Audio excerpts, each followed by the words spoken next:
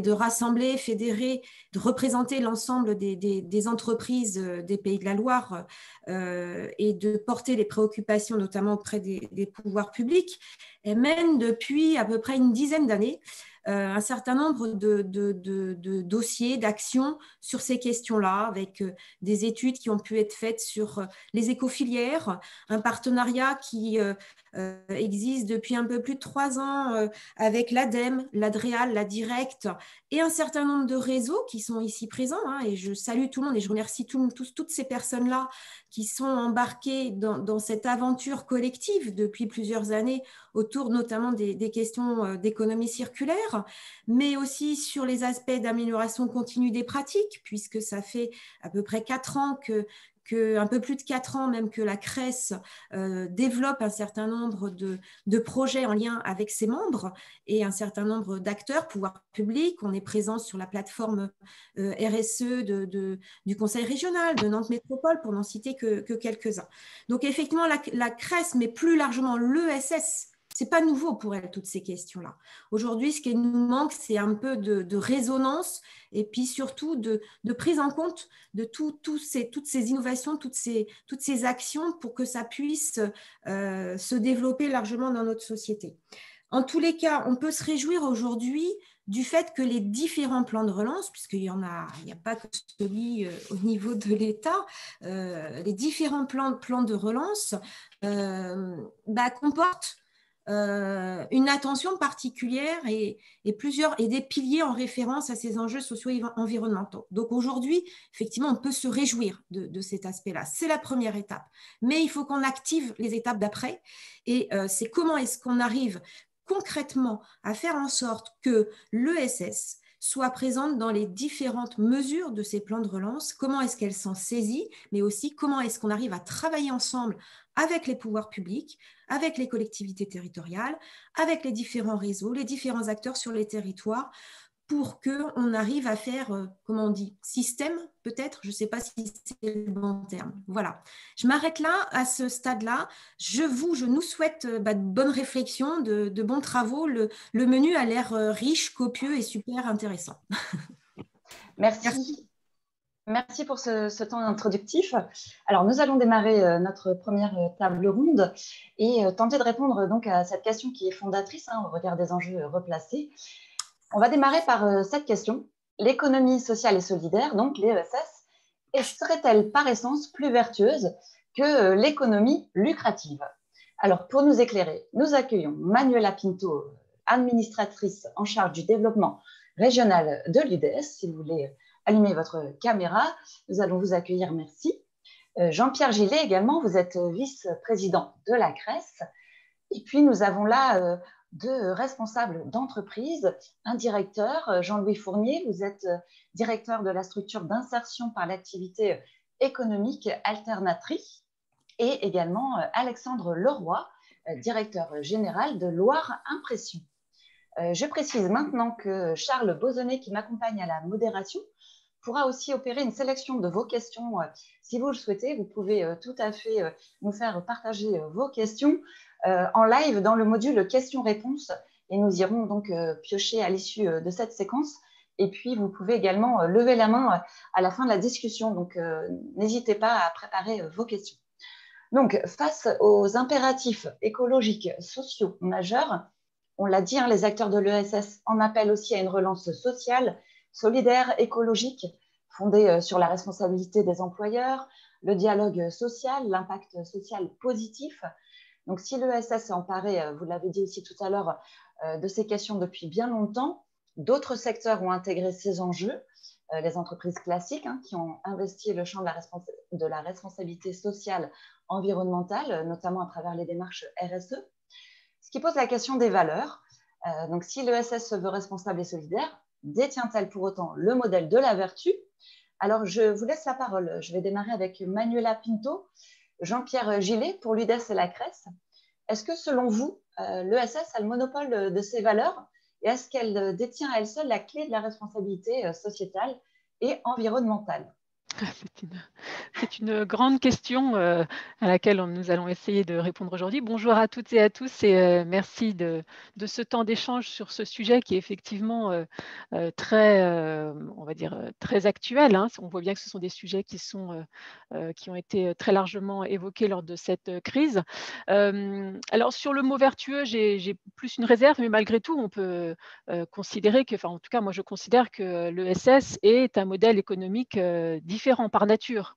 C'est-à-dire que la nature même des structures de l'ESS, que ce soit des associations, des mutuelles ou des coopératives, ce n'est pas le partage des bénéfices qui constitue la définition d'une entreprise commerciale classique, on va dire. Donc on est bien sur une différence de nature. Après, est-ce que nous avons le monopole de la valeur et de toutes les valeurs que vous avez évoquées? Ça, c'est un autre débat, parce qu'effectivement, on voit bien qu'aujourd'hui, notamment par les travaux menés par nos structures au quotidien en matière de lien social, en matière d'accompagnement des publics les plus fragiles, sur énormément de sujets, on a été très innovant et très moteur pour faire évoluer les réflexions de toutes les entreprises, remettre du sens au travail également. On voit qu'aujourd'hui, je lisais une enquête qui disait qu'un Français sur deux avait un conflit de valeurs lors de son exercice professionnel. Donc, c'est vraiment un sujet qui est extrêmement important.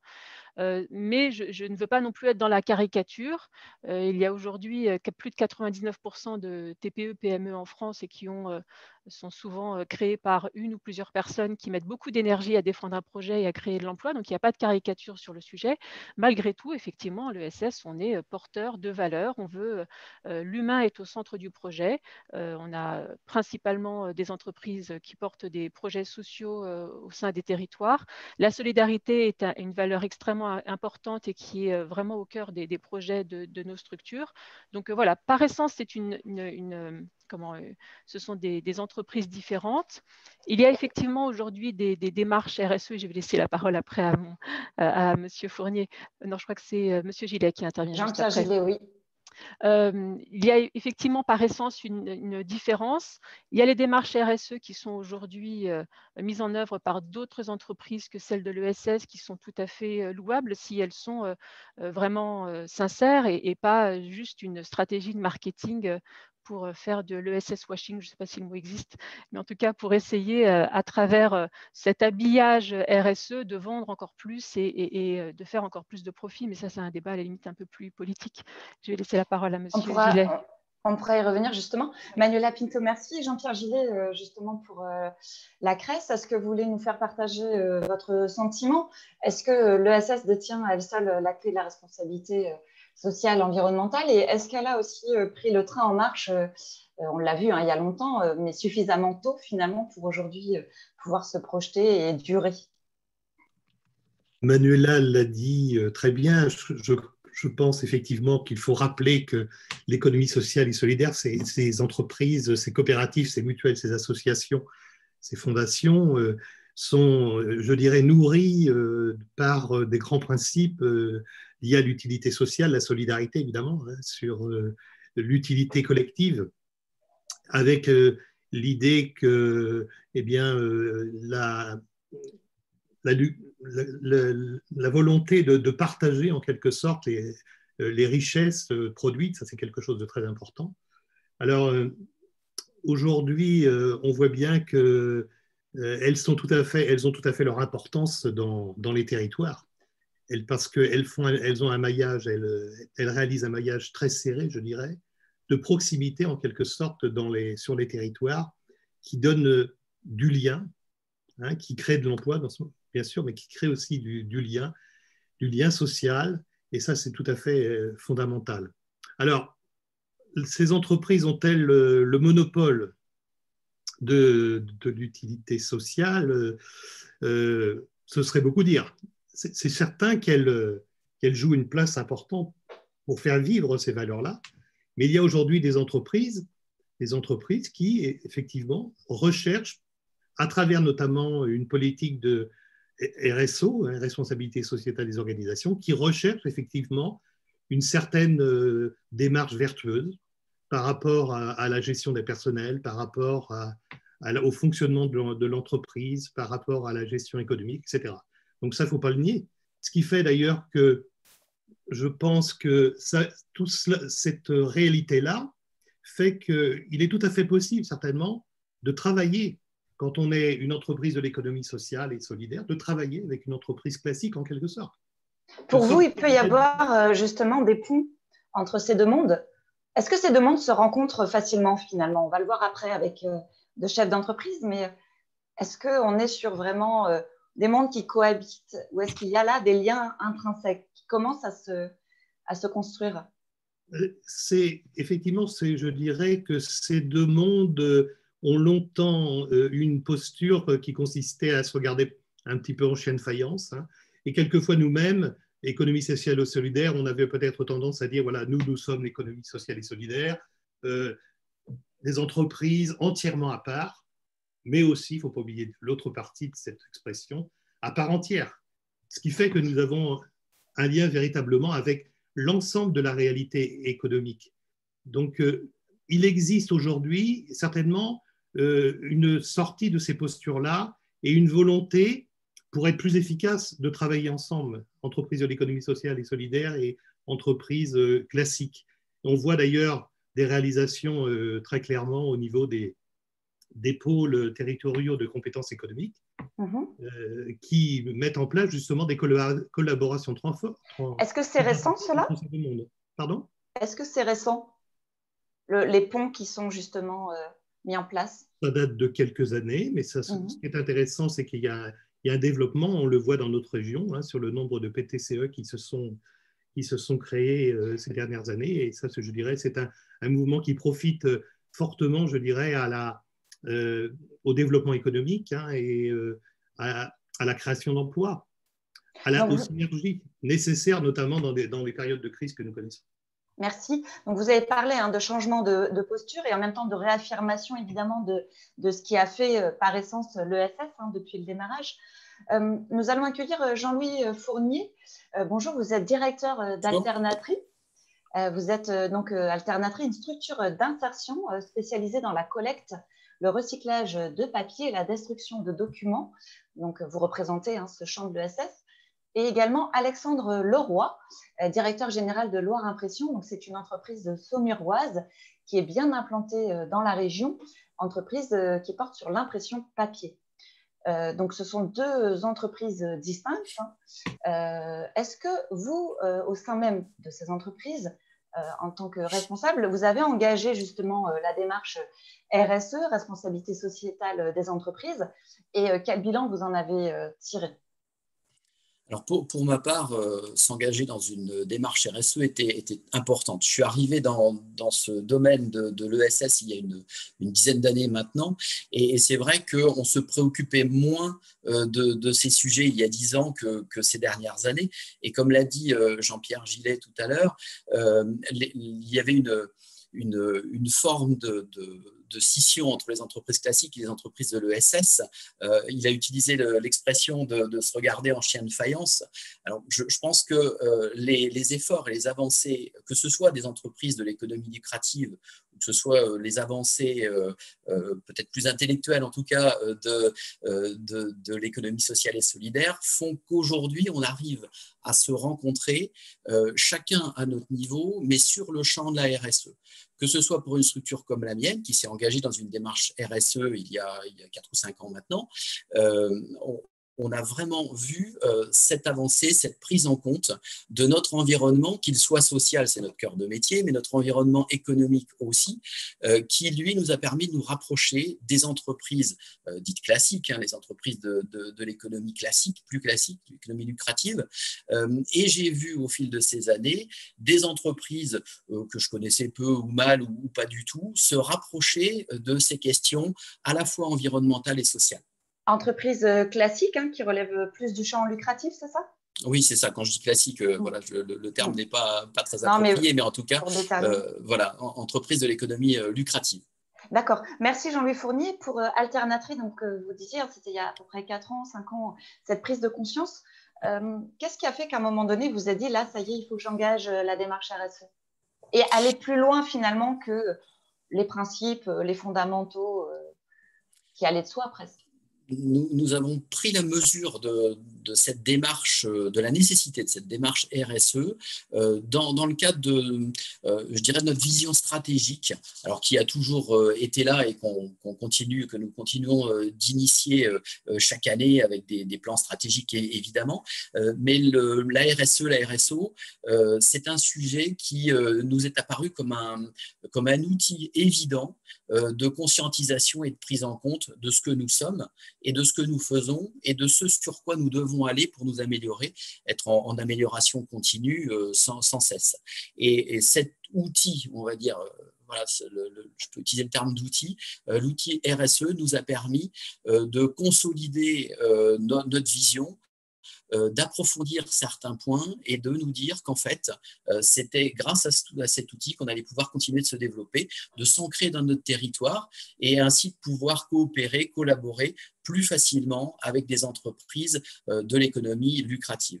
Ça, c'est vraiment le fil conducteur. Aujourd'hui, je veux vraiment mettre la RSE, RSO au cœur de nos préoccupations pour une avancée stratégique. C'est ce qui ferait finalement qu'il y aurait un socle commun sur lequel vous pourriez bâtir, collaborer avec les entreprises dites lucratives. Il est plus facile de collaborer, de coopérer, de discuter avec des entreprises autres que celles de l'ESS et même à l'intérieur même de la grande famille de l'ESS. Il est plus facile de coopérer et d'échanger si nous utilisons les mêmes termes de langage, si nous parlons des mêmes choses, à défaut de partager les mêmes idées. Et chaque idée peut se débattre, évidemment.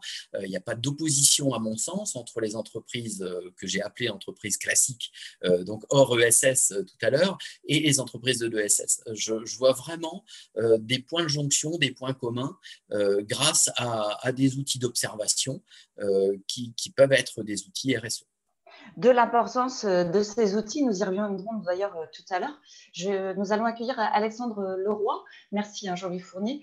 Donc Alexandre Leroy, vous représentez Loire Impression, une grosse entreprise dans le Saumurois. Pourriez-vous également nous raconter comment vous avez engagé la démarche RSE au sein de votre entreprise?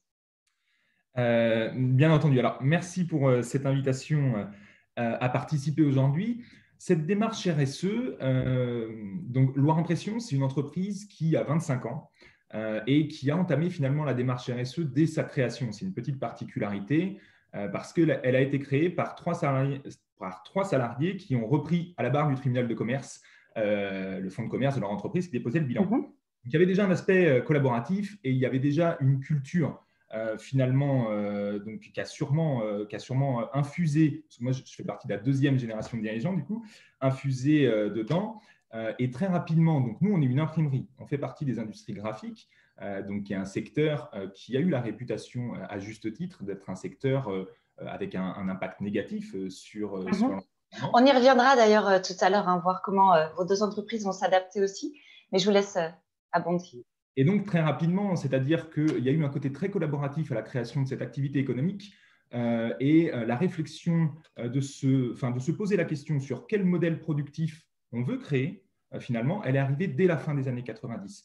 Et donc, très rapidement, que ce soit sur des considérations environnementales ou sur des considérations de partage de la prise de décision, sur la manière dont on allait organiser le travail, c'est des choses qui ont infusé très, très tôt et qui font qu'aujourd'hui, effectivement, on décide de franchir de nouvelles marches là-dessus en continuant nos efforts dans la RSE parce qu'on a pu constater le côté vertueux, que ce soit en termes d'engagement des équipes, que ce soit en termes de la qualité du travail qu'on fait. Une personne intervenait tout à l'heure en parlant des conflits de valeurs au travail. Effectivement, ça peut être un problème dans notre secteur et c'est un problème qu'on ne rencontre pas chez nous parce qu'effectivement, voilà, c'est un sujet qui est posé sur la table. Donc, on est une entreprise classique, hors ESS, mais c'est vrai qu'en termes de modèle qu'on propose à nos salariés, voilà, on voit qu'on arrive à créer quelque chose qui provoque de l'engagement et qui nous permet à la fois d'être peut-être plus qualitatif dans ce qu'on fait et puis d'avoir des équipes qui sont vraiment engagées dans le projet d'entreprise. Et ça, effectivement, c'est quelque chose qui peut changer de certains modèles et qui fait qu'on arrive à conserver nos talents aussi en interne. Merci. On reviendra après sur la question de l'engagement des salariés et la gouvernance. On le voit, vous pouvez noter et constater même sur le temps long, hein, les bénéfices de ces engagements. Peut-être, je me posais la question, pourquoi vous ne vous êtes pas engagé dès le départ dans le champ de l'ESS? Est-ce qu'à un moment donné, c'est parce que c'est l'héritage de cette entreprise? Est-ce que vous êtes peut-être même posé la question finalement? Mais, Alors, bon, moi, je n'étais pas là il y a 25 ans, évidemment. Et je pense, parce que on est une PME, hein, bien sûr, et je pense comme tant d'autres. ça aurait pu être un sujet, très sincèrement, parce qu'on a 3 salariés qui se sont associés ensemble et qui ont ensuite réemployé les salariés qui malheureusement avaient été licenciés. Et la réponse, elle est très triviale. Je pense qu'effectivement, c'est peut-être un modèle qui n'a pas été envisagé à ce moment-là par manque de connaissances, par manque de culture. Voilà, il y a des valeurs qui ont infusé dedans, dans la pratique, mais voilà, un modèle de coopératif au sein du mouvement de l'ESS, c'est voilà, pas quelque chose qui, en 1996, est apparu effectivement comme une option dans la palette qui se posait à eux au moment de la création. Et vous disiez peut-être aussi par manque de connaissances, finalement, le champ de l'ESS était peut-être aussi dans ces années-là certainement plus discret, disons, ou relégué, quand bien même il existait pleinement. Je m'adresse à Manuela Pinto et Jean-Pierre Gillet pour l'UDES et la CRES.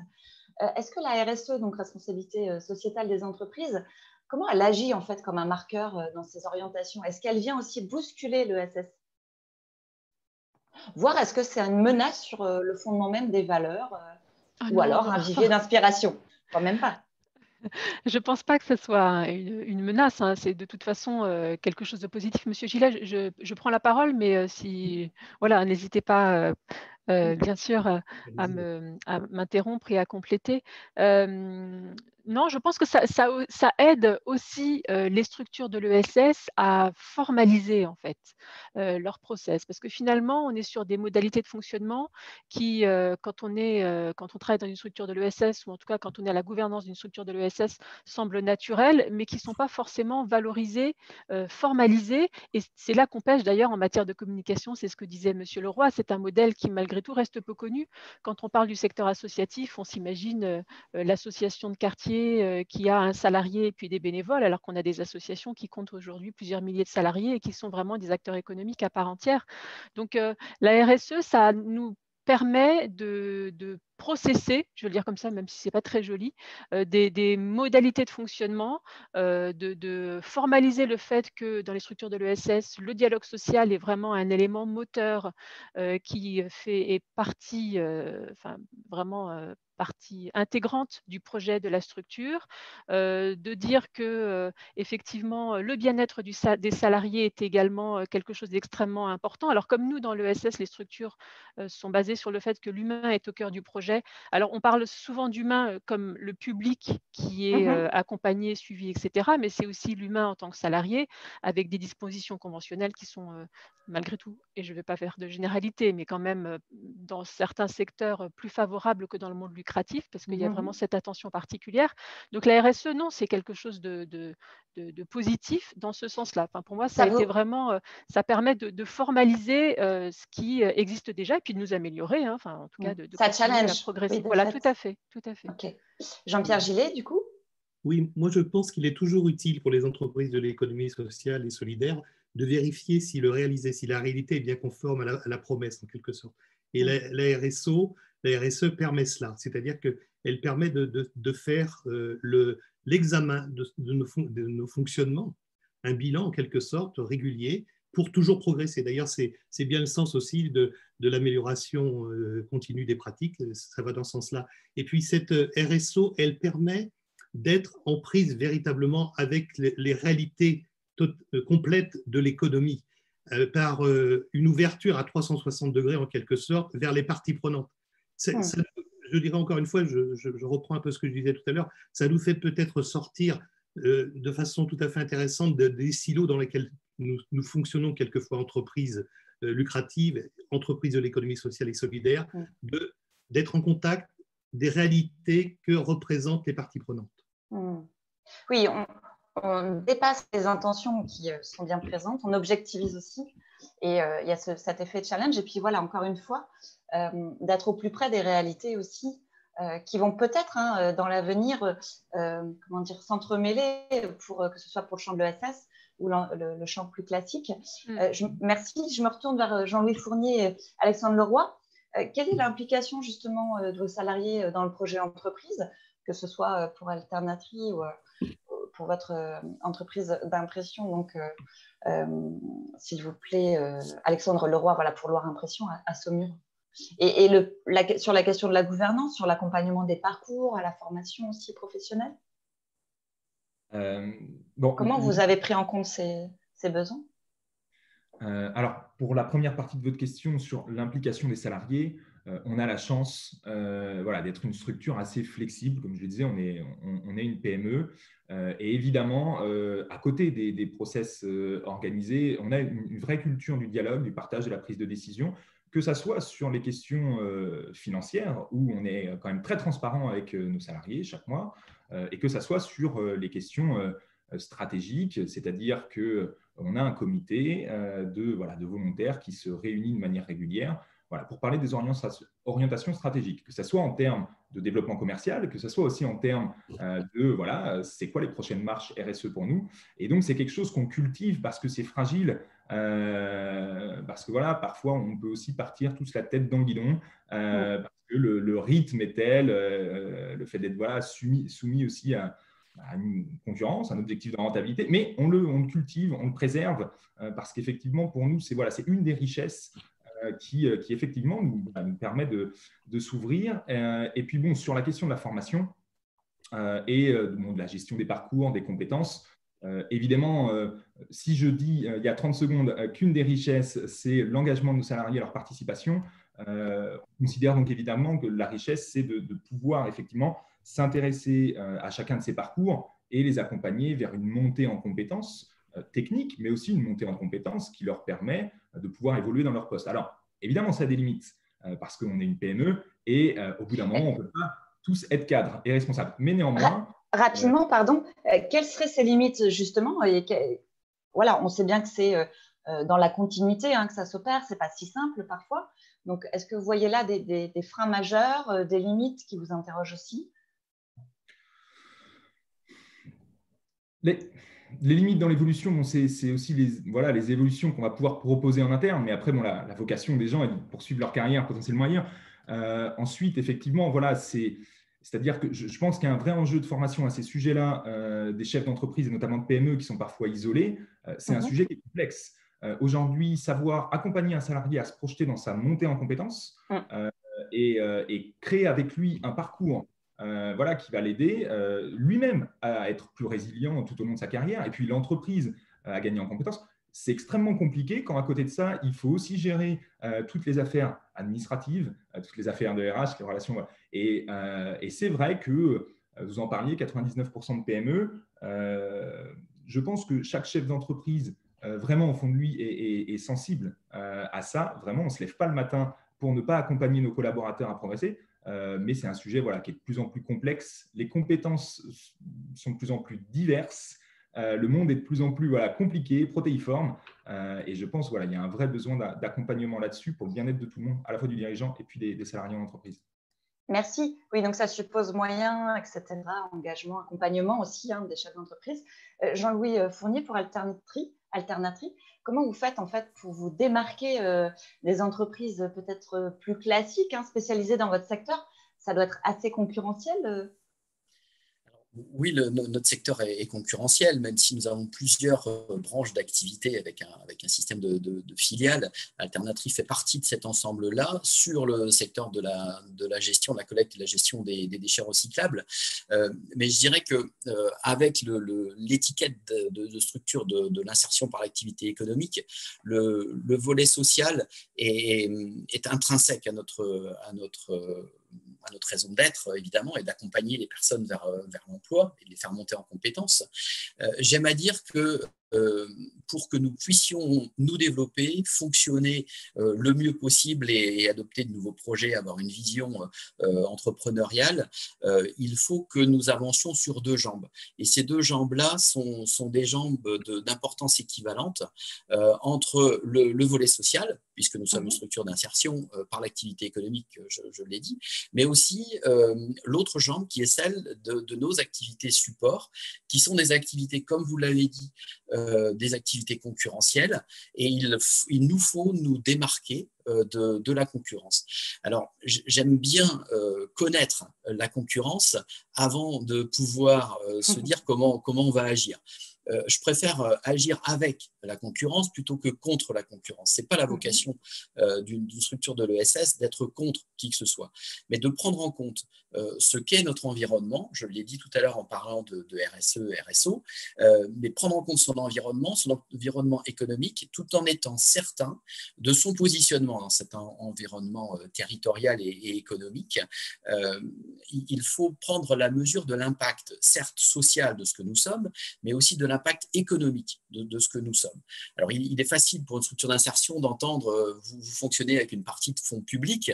Alors, c'est vrai, évidemment, cette partie-là, cette part-là sert à financer l'accompagnement social, mais sans une activité économique forte, nous ne pourrions pas fonctionner. Et aujourd'hui, quand on passe devant nos locaux, on se dit, bah, voilà, c'est une entreprise, c'est une PME classique, ce n'est pas spécifiquement une structure d'insertion. Et si nous sommes une structure d'insertion, mais dans notre comportement, dans notre appropriation des marchés, il est nécessaire de se conformer aux standards concurrentiels et de travailler en partenariat avec certains de nos concurrents, évidemment, que ce soit pour de la sous-traitance. Alors, en introduction, quelqu'un a parlé de social washing ou de greenwashing. Alors, il faut faire attention, bien sûr, que nos entreprises du secteur lucratif ne tombent pas dans ce travers-là, mais on le repérerait relativement facilement si tel était le cas,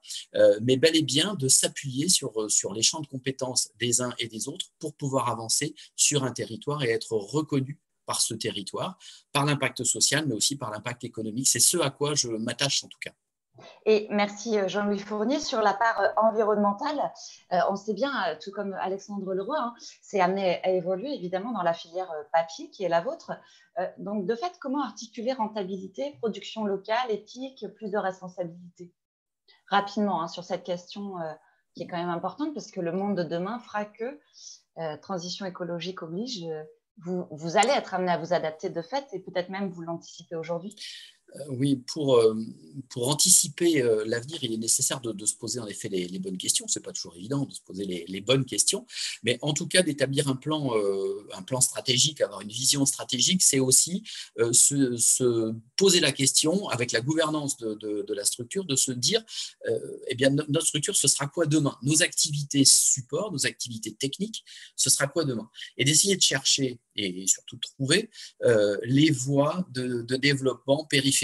Notre développement en une douzaine d'années s'est établi autour d'un développement en forme de coquille d'escargot. C'est-à-dire qu'on a démarré relativement petit, avec des activités relativement simples, et sont venus graviter tout autour de ces activités des voies de développement, des champs de complémentarité qui nous ont permis aujourd'hui d'aborder plusieurs domaines d'activité, mais qui sont complémentaires. Donc avec un fil rouge, un fil conducteur, cohérent dans nos activités et qui prennent en compte les évolutions techniques, les évolutions technologiques, les effets de mode peut-être, mais bon, j'aime pas cette expression-là, mais en tout cas, de prendre en compte un certain nombre d'éléments dans une vision stratégique avec des plans à relatif court terme, à moyen terme ou à long terme.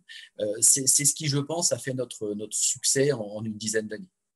Donc plutôt des fondations solides, intégrer le réel et avoir anticipé les changements, évidemment, et puis une forme d'agilité qui prévaut dans toute entreprise.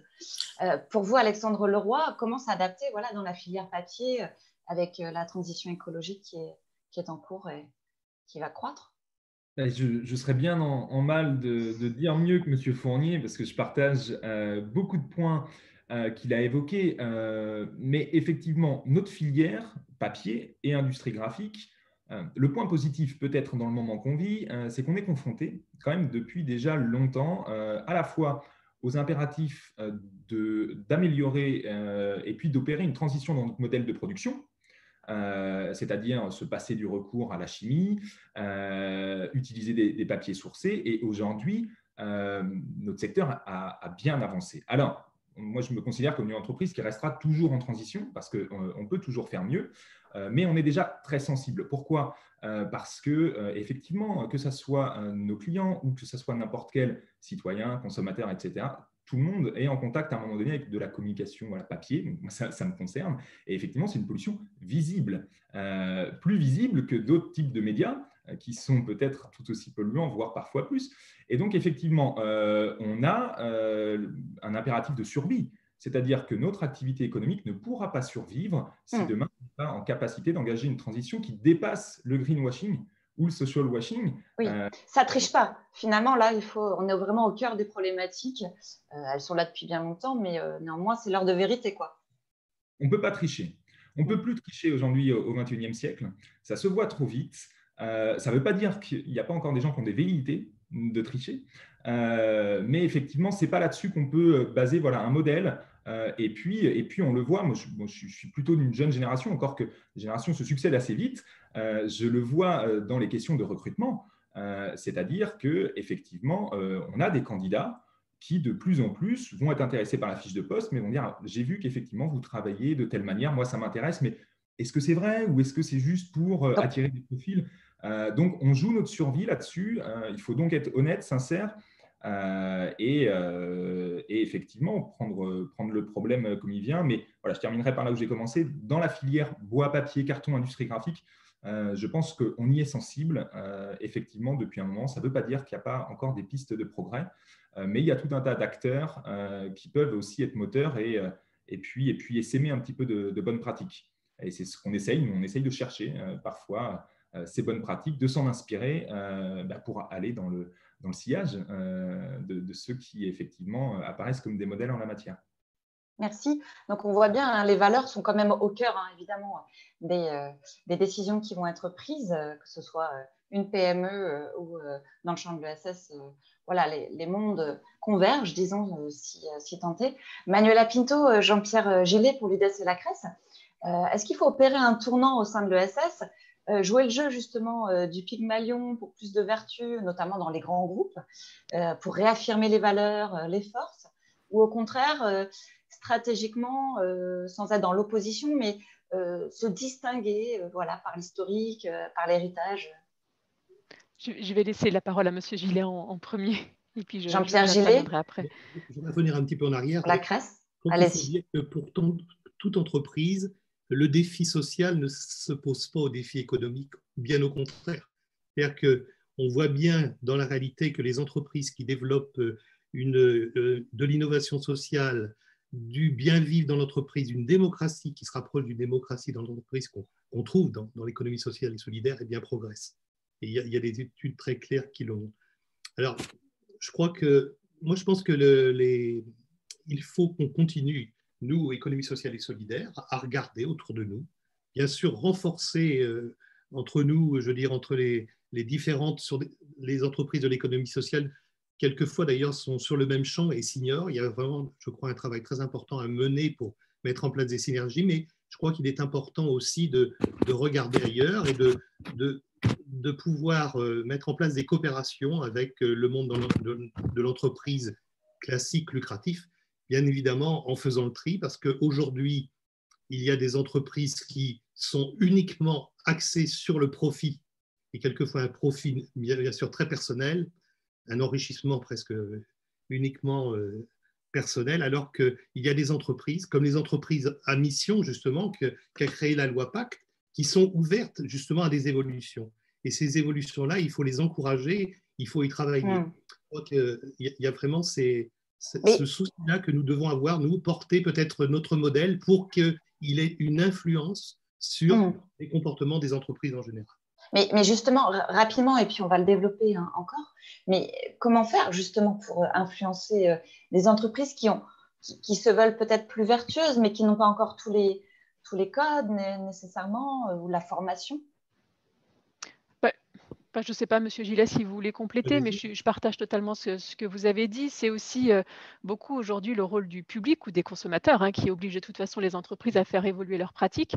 La particularité également des structures de l'ESS, c'est qu'elles n'ont pas le frein de la recherche du profit finalement. Donc elles ont une capacité d'innovation, et on parle aujourd'hui plus de créativité, mais en tout cas d'innovation pour trouver des nouvelles modalités de fonctionnement, des nouvelles modalités de produire, parce qu'on produit également des services ou même des vrais produits. Donc, il y a vraiment un rôle moteur de l'ESS qui, pour moi, n'a pas vocation à être en opposition au marché lucratif, à marquer sa différence, à affirmer ses valeurs, oui, mais à essayer de tirer tout le monde vers une autre forme d'entreprendre, une autre forme de mettre en place les relations de travail, une autre forme de dialoguer avec les syndicats de salariés, par exemple. Enfin, tout ça participe à une autre forme d'entreprendre, plus généralement.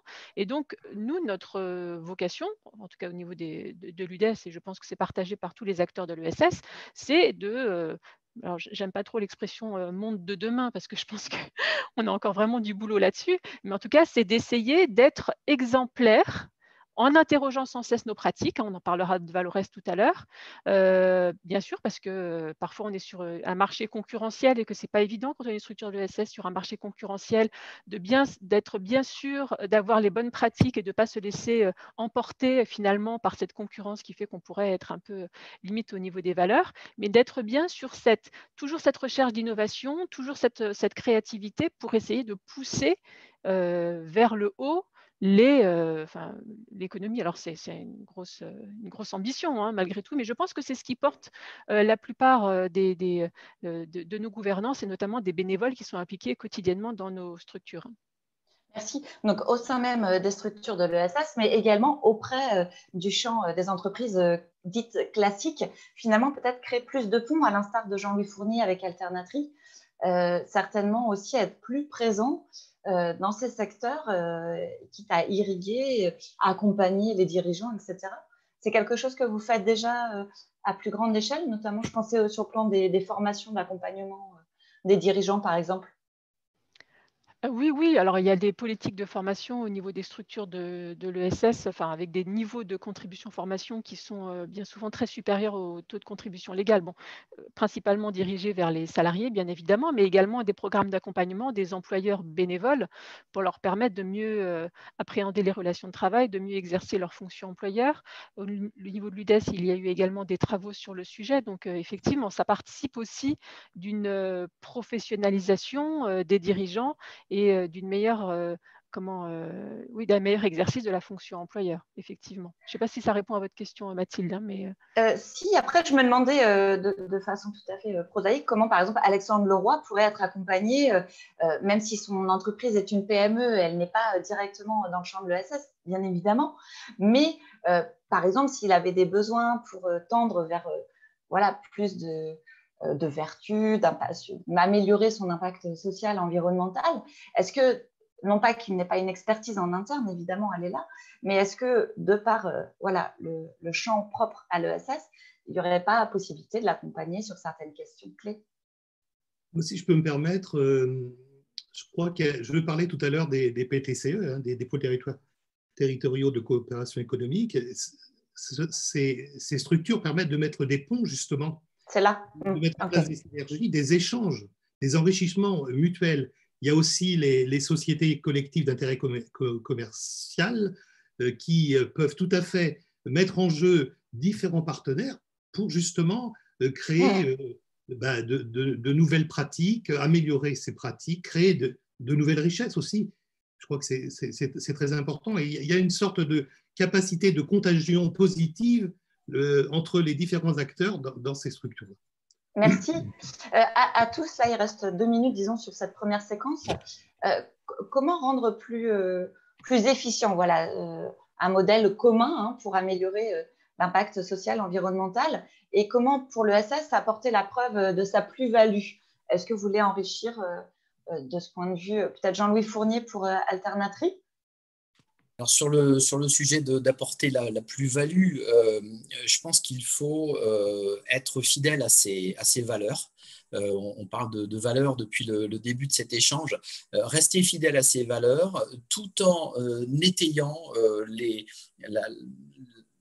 la conception même d'une activité technique, et vous l'avez dit, hein, qu'elle soit conforme à ce que le consommateur attend, à ce que les partenaires commerciaux attendent, mais toutefois sans se fourvoyer, sans se tromper d'objectif. Il faut vraiment rester en cohérence avec soi-même, en cohérence avec ses valeurs, tout en étant le plus expert possible dans la technicité de l'activité cœur de métier ou cœur de cible que la structure ou l'entreprise sociale développe. Ce serait là mon avis. Donc, ne pas se trahir dans ses valeurs et être au plus près de son expertise pour avancer vers le bien commun. C'est ce que j'ai voulu dire. Ok, merci. Alexandre Leroy, si vous voulez abonder. Oui, on parlait tout à l'heure de quelle relance économique on veut pour les mois qui viennent. Et moi, je suis vraiment persuadé que si on veut une relance économique plus locale, plus durable, avec des logiques plus circulaires, on ne pourra pas y arriver si on n'arrive pas à opérer des convergences locales. Monsieur Gillet parlait des PTCE et effectivement, c'est des choses intéressantes, des convergences locales entre des acteurs de l'ESS avec leurs particularités et leurs richesses, et puis des acteurs de l'économie classique, lucrative, on peut l'appeler comme on veut, qui a aussi des richesses, des savoir-faire, qui peut produire de l'innovation technique, technologique dans un écosystème, voilà, investisseur, entrepreneur. Mais voilà, on a besoin de créer des ponts, et c'est vrai que c'est deux systèmes qui sont quand même assez peu perméables. C'est difficile pour un chef d'entreprise de se dire, bon, l'ESS, je vois ce que c'est, mais alors qui c'est sur mon territoire ? Comment ça fonctionne et comment je peux créer des projets avec. Alors, nul ne peut se prévaloir de ses propres turpitudes, il faut mieux chercher, c'est vrai, mais ça pourrait être un peu plus lisible et accessible. Oui, donc finalement, un déficit en termes de communication, potentiellement, on y reviendra justement après. Merci à tous les deux d'avoir participé. On vous souhaite bonne route pour vos entreprises. Et puis, on voit bien que le champ même des PME, finalement, n'est pas si éloigné parfois du champ de l'ESS. Jean-Pierre Gillet, Manuela Pinto pour la CRES et l'UDES, est-ce que vous voulez conclure rapidement sur cette première séquence? Monsieur Gillet? Moi, je veux bien, oui. Moi, je crois qu'il faut, dans notre société qui connaît de grandes difficultés, de grandes inégalités, dans cette crise particulièrement où des personnes sont extrêmement fragilisées, certains laissés pour compte, eh bien, on doit continuer, nous, l'économie sociale et solidaire, à montrer, et ça, quelquefois, on hésite à le faire, à montrer notre utilité sociale sur le terrain, dans ce maillage très important que nous marquons, que nous réalisons sur les territoires. Et ça, je dirais, dans cette relance-là qui va être nécessaire à notre économie, à notre société, eh bien, on a, nous, par nos pratiques, par nos engagements, par nos réalisations, nos économies sociales et solidaires, eh bien, un rôle fondamental à jouer. Oui, il y a une carte à jouer majeure, justement, pour rendre visible ce qui n'est pas toujours. Manuela Pinto? Oui, je partage tout à fait ce que vient de dire Monsieur Gillet. Et puis, ça participe aussi de la recherche de sens. Ça semble un peu bateau de le dire comme ça, mais malgré tout, on se rend compte que les crises successives, aujourd'hui on vit une crise sanitaire, mais avant c'était une autre crise. Les crises successives montrent qu'on a tous et toutes besoin d'avoir du sens, de mettre du sens dans ce qu'on fait, et que l'économie sociale et solidaire est vraiment porteuse de cela, et qu'on a tout intérêt effectivement à mieux communiquer, à mieux partager sur ce que nous faisons et comment nous le faisons, de façon à pouvoir faire, comme le disait tout à l'heure Monsieur Gillet, avoir ce processus de contagion positive, et qu'on puisse faire évoluer à côté de nous les autres entreprises d'autres secteurs. Merci à tous pour ce temps d'échange. Ça donne des éclairages et voilà, des pistes pour la suite. On va poursuivre nos échanges dans le cadre de ce webinaire. Merci Jean-Louis Fournier, merci Alexandre Leroy, Jean-Pierre Gillet, Manuela Pinto. Je le rappelle, merci. Si vous le souhaitez en tant que participant à ce webinaire, vous pouvez tout à fait, on vous donne la parole, participer soit par écrit dans le module questions-réponses, ou simplement en levant la main, et Charles Bozonnet, qui m'accompagne pour la modération, saura vous mettre directement donc, en ligne. Si toutefois il n'y a pas de questions pour le moment, je vous propose d'avancer sur le deuxième temps. Donc, impact social et environnemental. Telle est la clé de la reprise économique. Nous allons nous attarder donc sur deux outils qui sont majeurs, OSE et Valores. Alors pour cela, nous allons accueillir nos contributeurs invités. Stéphane Goss, bonjour, bienvenue. Vous êtes chargé de développement de la mesure de l'impact social à l'UDES. Et à vos côtés, donc Karine Féniès-Dupont, vous êtes responsable de l'Observatoire et de la RSE à la CRES. Alors justement, vous êtes tous deux en mesure de nous éclairer, de nous apporter un zoom sur deux outils très concrets qui ont pour gage d'évaluer l'impact social et environnemental des activités des entreprises. Donc, OSE peut-être pour la CRES et pour démarrer, ou inversement, Valores pour l'UDES, comme cela vous semble bien. Quoi qu'il en soit, vous allez nous présenter ces outils. Alors, je vais laisser la parole à Stéphane parce que je pense que je vais pouvoir plus facilement rebondir sur Valores par rapport à OSE. Très bien, merci. Donc, on démarre avec vous, Stéphane Goss, si vous voulez nous expliquer de quoi il en ressort. Oui, je vais juste partager mon écran pour mettre la présentation. Voilà. Donc, bonjour à toutes et à tous. Merci de votre participation. Donc, moi, je vais vous présenter l'outil Valores. Donc, concrètement, qu'est-ce que c'est? C'est un outil d'initiation à la mesure d'impact social, sur lequel on reviendra après. Donc, l'outil est opérationnel depuis le 2 juin. Vous pouvez le consulter sur le site indiqué à l'écran. Alors, pour créer cet outil, on est parti du constat suivant. Dans un premier temps, donc selon le cabinet de mesure d'impact social Improve, seuls 2 porteurs de projets sur 5 évaluent leur impact. Ce qui est assez peu. Et voilà. Et puis, on a identifié avec le KPMG à travers son baromètre de la mesure d'impact social qu'ils ont fait en 2008, les 3 freins principaux à la mesure d'impact social. Le premier étant le coût que requiert cette démarche, donc à savoir le coût financier, humain et également en termes de temps. Le deuxième élément, c'est la connaissance de la mesure d'impact. Donc, qu'est-ce qu'on appelle concrètement mesure d'impact? Qu'est-ce qu'on définit par ça? Donc, en l'occurrence, les effets imputables à une action et l'absence de ces effets dans le cas où elle n'aurait pas lieu. Et puis, le troisième élément, c'est la complexité de la démarche. Donc, l'outil, les techniques d'enquête de terrain, la théorie du changement, toutes ces choses qui peuvent paraître assez abstraites pour des acteurs de terrain. Et donc, à partir de ces principes, Valores tente de répondre à cette problématique en demeurant gratuit, en se voulant simple d'utilisation et pédagogique, et donc là, en mettant à disposition un certain nombre de ressources sur lesquelles on reviendra plus tard. Alors, merci. Donc, on voit bien des freins majeurs quand même, mine de rien, c'est quand même conséquent, puisque ce sont seulement 2 structures sur 5 qui s'emparent pleinement de ces questions. Donc, on voit bien qu'il y a un besoin d'accompagnement et d'outils. De fait, rapidement, pour poser les bases, et puis après, on ira vers vous, Karine Féniès, sur cet outil, par quoi cela passe pour accompagner les dirigeants? Alors justement, j'y viens. Je vais peut-être juste préciser un petit peu avant comment est-ce que l'outil a été construit pour montrer en quoi il répond aux enjeux. Et puis après, je vais venir sur qu'est-ce qu'on va trouver justement sur cet outil. Donc, plus précisément, le Valores, c'est le fruit d'un travail de 2 ans en collaboration avec des acteurs de terrain divers et variés. En amont de la conception de l'outil, il y a eu une étude des besoins des structures de l'ESS et des demandes des financeurs. Et puis, bien entendu, après, en aval pour l'ajuster si besoin. Donc, c'est un travail qui a été piloté par l'UDES, en collaboration, bien sûr, avec ses adhérents et puis avec des praticiens de la mesure d'impact social, comme l'AVIS, le labo de l'ESS, le mouvement associatif, et puis, bien sûr, des financeurs. Et puis, l'UDES a pu également compter sur la participation d'un cabinet spécialisé dans l'impact social qui est Improve. Donc, vous-même, vous avez vous-même été accompagné, en fait, sur ces questions pour formaliser, etc., trouver les clés. Voilà, exactement. Pour créer également les indicateurs pour qu'ils soient le plus cohérents avec les réalités du terrain. Donc, concrètement, qu'est-ce que vous allez trouver sur la plateforme? Donc, elle dispose de 2 éléments majeurs. Le premier étant un référentiel de 56 indicateurs de gestion.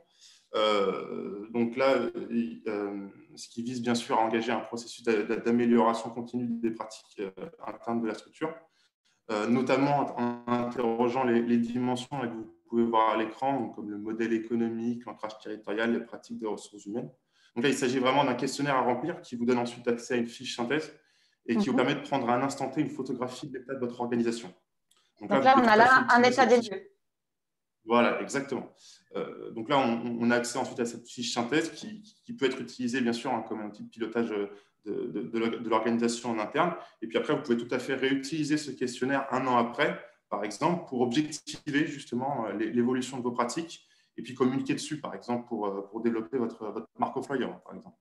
Et vous diriez, merci Stéphane Goss, vous diriez que Valores, du coup, peut aider justement à objectiver pour la suite et à poser des jalons dans le temps?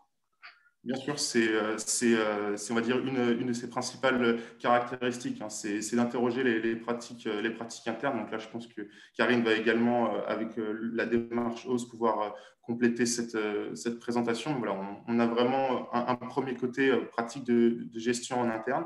Et puis, le deuxième élément, c'est un référentiel de 43 indicateurs d'impact social. Donc là, ce deuxième élément, il n'est pas construit sur le même modèle que le premier. Donc, il n'y a pas de questionnaire à remplir en tant que tel qui donne ensuite accès à une fiche synthèse. Là, on est vraiment sur de la proposition d'indicateurs. D'accord. Donc là, ce référentiel, en plus, il a la particularité d'être organisé autour d'une double entrée. La première, c'est par type d'activité, donc les 6 grandes activités que vous pouvez voir à l'écran. Donc là, sur ces 6 grandes activités, vous allez avoir en fait une proposition d'une série d'indicateurs qui sont propres à ces activités-là. OK. Et puis, ce qui permet de se projeter. Ce qui permet de se projeter et d'être efficient.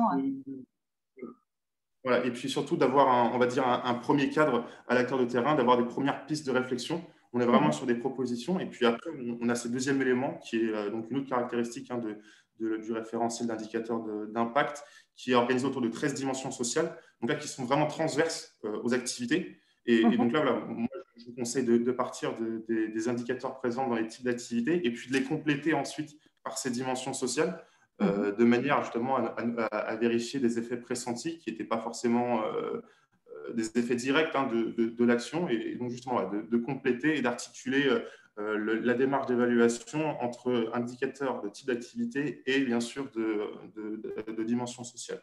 À noter bien sûr, et donc là j'insiste sur ce point, c'est qu'il est vraiment très important de sélectionner les indicateurs en collaborant avec bien sûr les parties prenantes. Les parties prenantes, de par le fait qu'elles ont une approche un petit peu décalée de la vôtre, vont pouvoir également vous aiguiller sur des effets que vous n'avez pas forcément pressentis et qui pourtant sont avérés si jamais vous les mesurez. Très bien. Et puis enfin, pour rapidement terminer cette présentation, on a mis également à disposition sur la plateforme un tas de ressources pour vous accompagner dans votre démarche. Donc, vous y trouverez notamment une présentation générale de l'outil via un lien vidéo. Vous avez également tout un tas de ressources via un lien vers le centre de ressources de l'AVIS, donc là qui est également très documenté. Et puis, vous avez également à votre disposition 2 guides d'utilisation, un pour le référentiel d'indicateur de gestion et puis l'autre pour l'indicateur d'impact. Et puis donc là, dans ces 2 guides, vous trouverez une présentation de la démarche, des objectifs d'une mesure d'impact social, l'intégralité des indicateurs et puis des recommandations méthodologiques pour vous accompagner dans la collecte des données. Merci. Donc, pour Valores, voilà, l'idée, c'est vraiment d'avoir les bons indicateurs et de pouvoir se projeter avec cet accompagnement qui donne déjà qui entame voilà, cette démarche, un premier jet. Ouais, Karine Féniès-Dupont, merci. Vous êtes responsable donc, de l'Observatoire et de la RSE à la CRES. Donc là, vous allez nous présenter l'outil OSE, Organisation sociétalement engagée. Oui, donc bonjour Karine Féniès-Dupont, donc responsable de l'Observatoire et des démarches d'amélioration continue à la CRES des Pays de la Loire. Oui, donc aujourd'hui, l'idée, c'est vraiment de vous présenter cette identité visuelle qui a été imaginée et validée et qui va être communiquée d'ici quelques semaines. On a beaucoup parlé autour de la communication dans la première table ronde et M. Maradour et Céline Durand en ont aussi parlé lors de l'introduction. On voit bien qu'il y a un besoin des structures de l'économie sociale et solidaire de communiquer sur ce qu'elles sont et sur ce qu'elles font et en quoi elles sont engagées. Et donc, cette identité visuelle, elle répond d'une certaine manière à ce besoin-là, à cette volonté des acteurs de communiquer. peut-être un petit retour historique pour savoir d'où vient ce logo ou cette identité. Elle est née d'un accompagnement collectif qu'on a mené entre 2018 et 2019 auprès d'une petite dizaine de structures de l'économie sociale et solidaire qui a été lancé lors d'un appel à manifestation d'intérêt et qui était directement en lien avec les travaux qu'on menait déjà avec nos adhérents sur la RSE, parce qu'il y a une dynamique aussi en région et sur la métropole nantaise autour de la RSE. Donc, la Grèce était déjà partie prenante de la plateforme RSE de la région et puis de Nantes Métropole. Et puis, comme vous le savez, la loi de 2014 sur l'économie sociale et solidaire oblige les organisations de l'économie sociale et solidaire à s'engager dans une démarche d'amélioration continue à travers un guide. Donc, c'est une loi, c'est une obligation.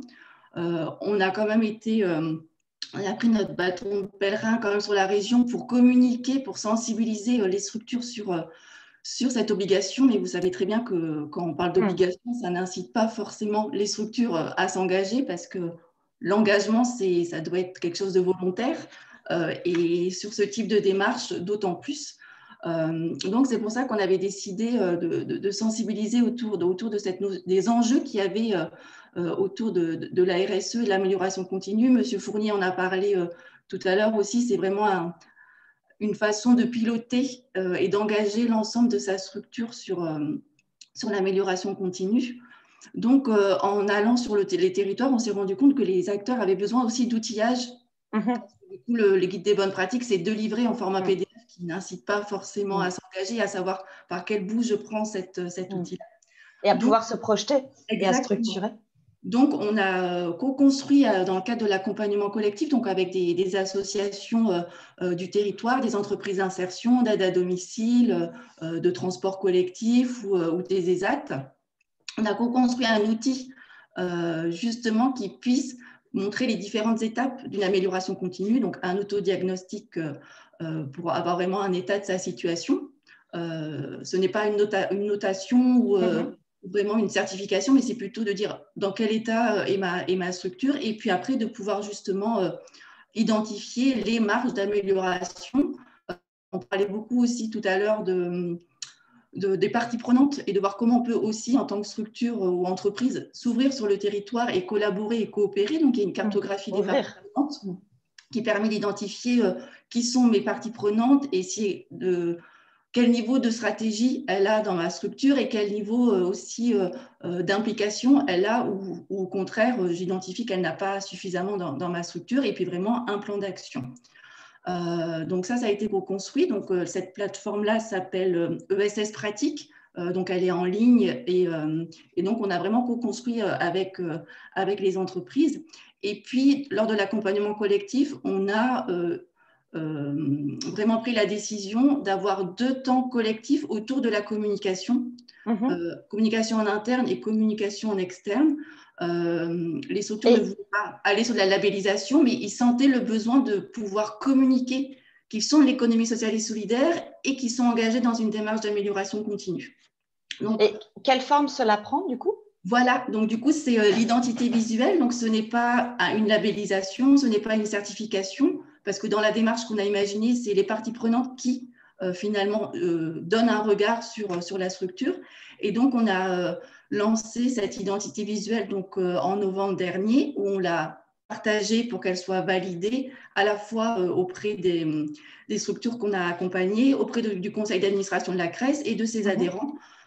Et donc, vraiment dans la volonté que les structures puissent, à travers cette identité qui est gratuite, qui est valable 3 ans, montrer qu'elles sont engagées dans ce type de démarche, et quel que soit l'outil choisi. Ça peut être Valores, ça peut être ESS Pratique qu'on a développé avec différents adhérents de la CRES aussi, et puis ou des démarches RSE du territoire comme Planète RSE. Voilà. L'idée, c'est de montrer que les structures, elles sont engagées. C'est presque une démarche de labellisation finalement. Non, parce que du coup, c'est vraiment, on est dans une charte d'engagement, c'est-à-dire que l'organisation qui souhaite utiliser cette identité, elle va signer une charte qui montre qu'elle est engagée, mais pour le moment, on ne va pas aller vérifier et dire et donner des notes. En revanche, par contre, ça l'engage. ça l'engage. Et donc, du coup, l'idée, c'est de voir justement avec Valores qui a été présenté par Stéphane tout à l'heure, on a parlé d'objectivation.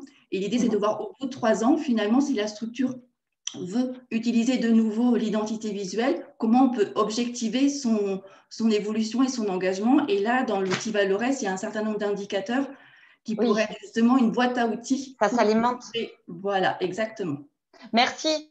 Je vais devoir attirer un J'ai bien vu le temps qui passait. Bien sûr, et vous avez su être synthétique, donc je vous remercie. Vos présentations étaient éclairante pour le coup. Je précise que vous allez retrouver en tant que participant les éléments avec les adresses des 2 outils, OSE et Valores. Merci à tous les deux, merci. Stéphane Gosse et Karine Féniès-Dupont. Nous allons poursuivre donc ce webinaire concernant la question centrale, comment faire de l'impact social et environnemental un levier pour la relance économique des entreprises de l'ESS. Donc, nous allons accueillir pour cette dernière séquence nos nouveaux invités. Anne-Lise Martiaux, bonjour, vous êtes correspondante régionale pour l'économie sociale et solidaire de la Directe pour l'État. Donc, la Directe, c'est la Direction régionale des entreprises de la concurrence, de la consommation, du travail et de l'emploi. Bienvenue à vous. Nous avons également Maëlle Copé. Vous êtes présidente du réseau territorial des élus de l'ESS, le RTS, et vice-présidente de Nantes Métropole. Bonjour à vous. Nous vous accueillons. Gilles Cavé également, président de la CRES. Et puis Marc Maradour, que nous retrouvons, délégué régional pour l'UDES. Donc, vous avez répondu présent à ce webinaire. La question étant d'avancer vraiment sur le fond au regard des plans de relance. L'idée, c'est de voir en quoi, donc encore une fois, l'ESS peut être partie prenante dans ces plans de relance. Rappelons que l'ESS, c'est aussi l'aide aux personnes fragiles, l'économie circulaire, le soutien aux jeunes, l'insertion, le développement du lien social, familial, la formation professionnelle, l'accès à la santé, donc qui sont autant de leviers à la relance économique. Mais on l'a vu, pour autant, l'impact social et environnemental de ces entreprises associatives, coopératives, mutualistes, si positif soit-il, n'est pas toujours reconnu, ni même valorisé. Donc, il y a des freins au développement aussi de ces activités qui subsistent. Certains modèles économiques sont jugés encore fragiles. Si les Français en appellent à plus de protection, à des modes entrepreneuriales et des productions tournées vers le local, à plus d'éthique, justement, comment faire en sorte que l'ESS soit bien plus reconnue, qu'elle devienne un véritable levier de la relance de notre territoire. Je rappelle aussi que le président de la République, Emmanuel Macron, dans son allocution aux Français le 14 juin dernier, appelait de ses voeux à une reconstruction écologique, économique et solidaire de notre pays. Donc, Anne-Lise Martiaux pour la Directe, comment soutenir les acteurs de l'économie sociale et solidaire et faire en sorte qu'ils puissent réaffirmer leurs engagements à l'aune de ces changements et de ces attendus? Bonjour. Alors, en premier lieu, je tenais à vous remercier de cette invitation. Excusez Jean-François Dutertre, le directeur de la Directe, directeur régional, qui souhaitait vraiment participer à cette table ronde, mais qui, au dernier moment hier, a été retenu et ne pouvait participer aujourd'hui. Et bien sûr, vous parlez au nom du préfet de la région des Pays de la Loire, préfet de Loire-Atlantique, qui soutient particulièrement les acteurs de l'ESS. Donc, alors peut-être à travers les échanges qui ont eu lieu ce matin, il a été dit et redit l'importance des ponts entre les économies, l'économie sociale et solidaire et l'économie classique.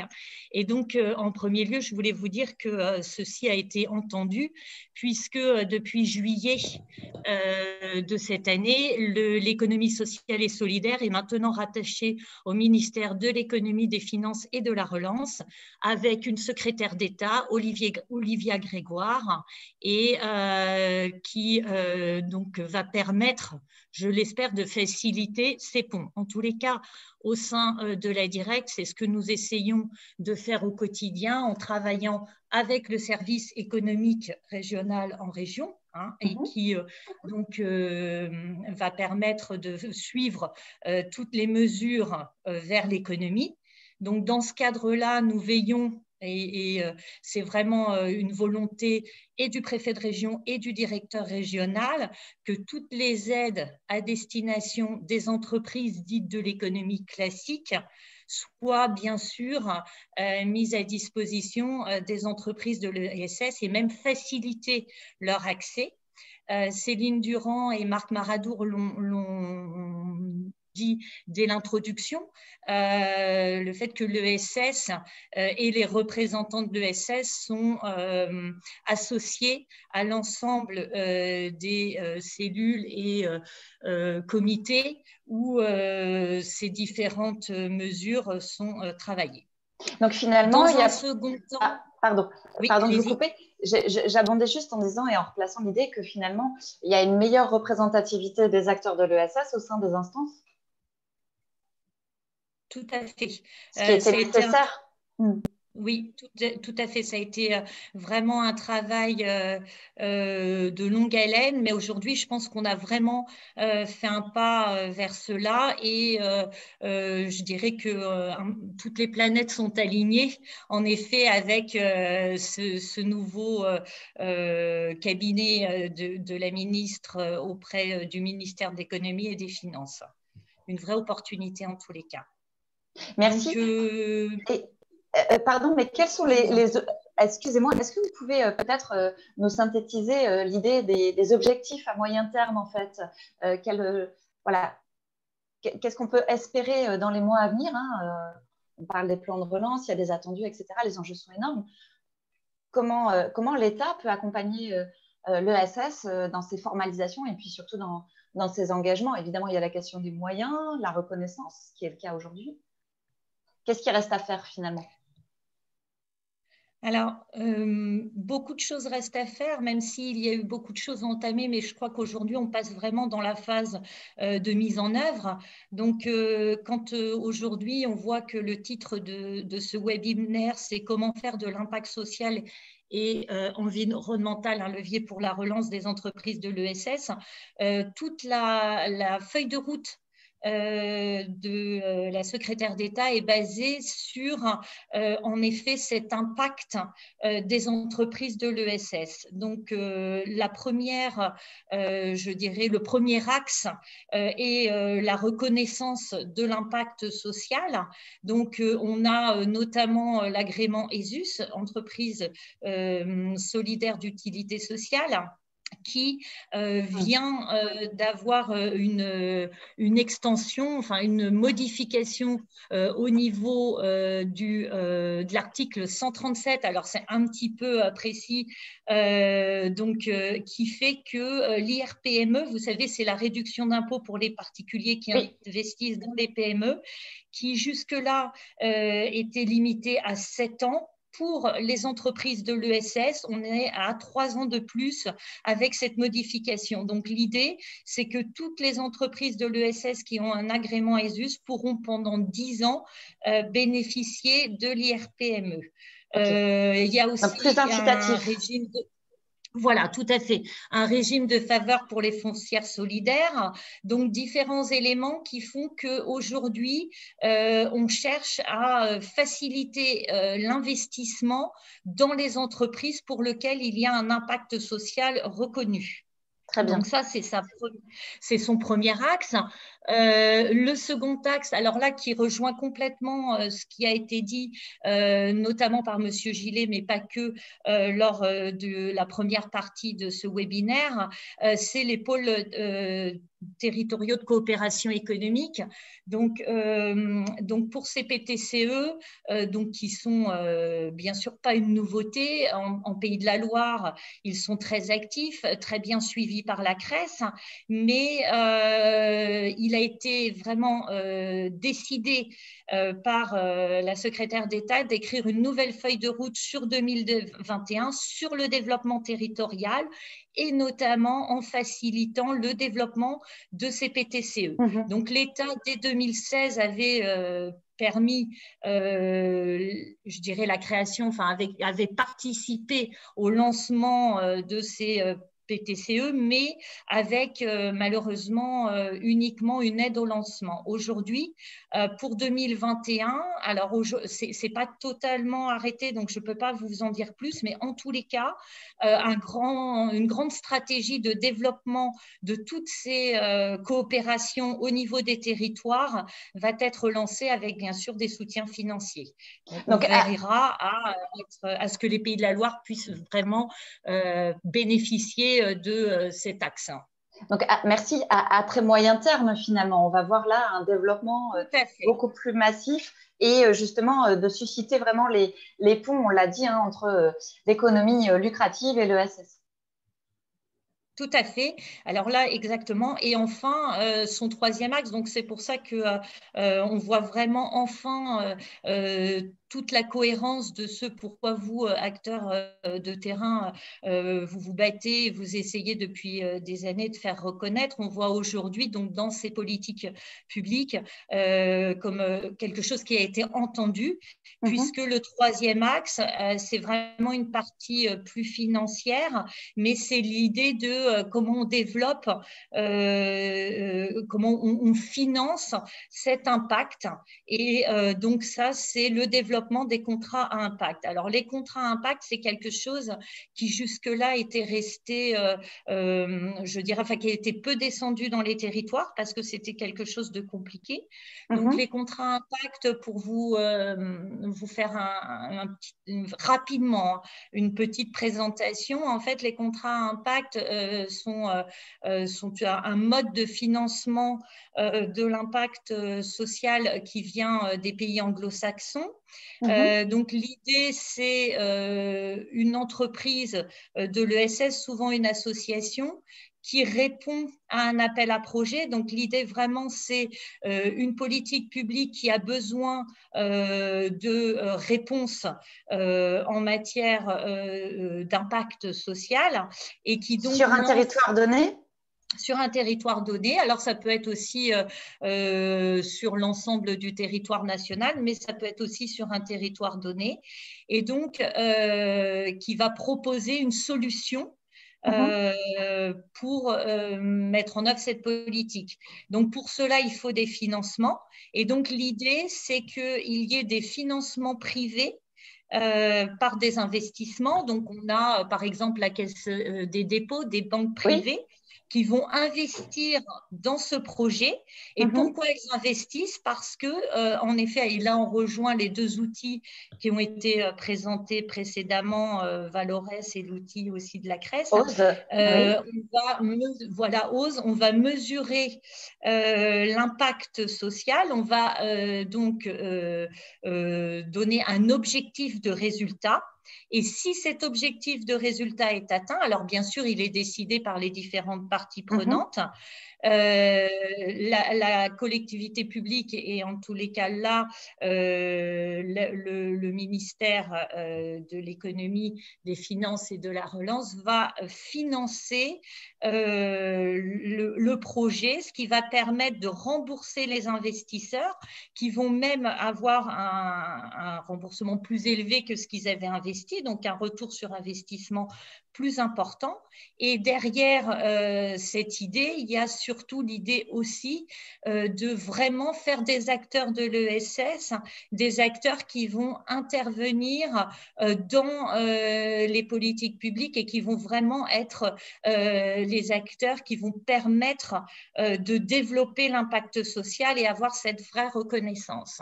Merci. Donc, concrètement, donc dans ces appels à projets, il y en a un qui a déjà été lancé sur l'économie circulaire avec un engagement de 10 millions d'euros.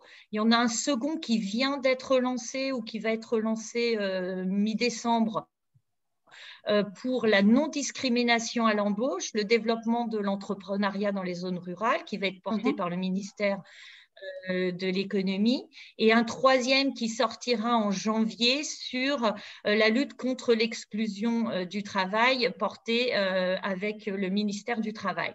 Donc là, à chaque fois, on a des engagements, donc 10 millions d'euros pour chacun de ces trois appels à projets qui vont permettre de se dire qu'il y a une vraie enveloppe qui a été retenue pour accompagner justement toutes ces actions des entreprises de l'ESS sur le travail sur l'impact social.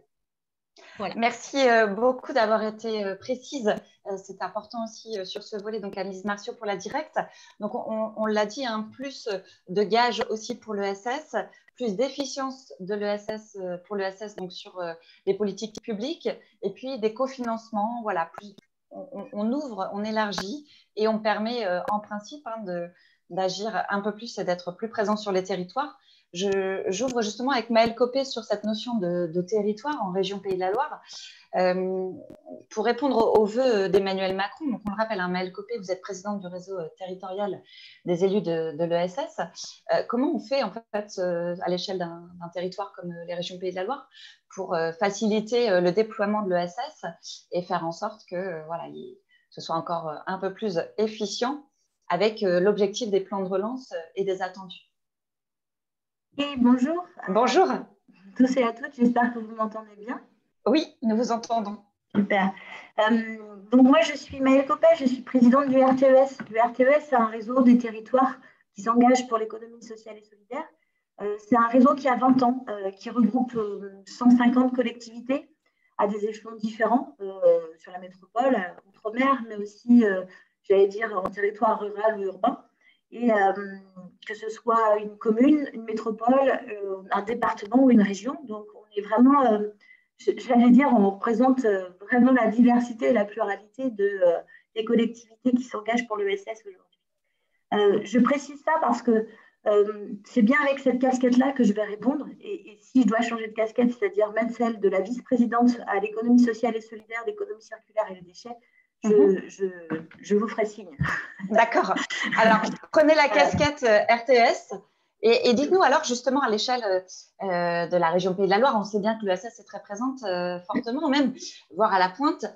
Comment elle peut être, comment vous pouvez donner en fait les moyens à l'ESS de ses ambitions si elle souhaite répondre aux enjeux de cohésion sociale, de transition écologique, aux objectifs de décarbonisation, et donc être pleinement aussi engagé dans le plan de relance, parce que c'est quand même l'un des objectifs majeurs à venir et des attendus.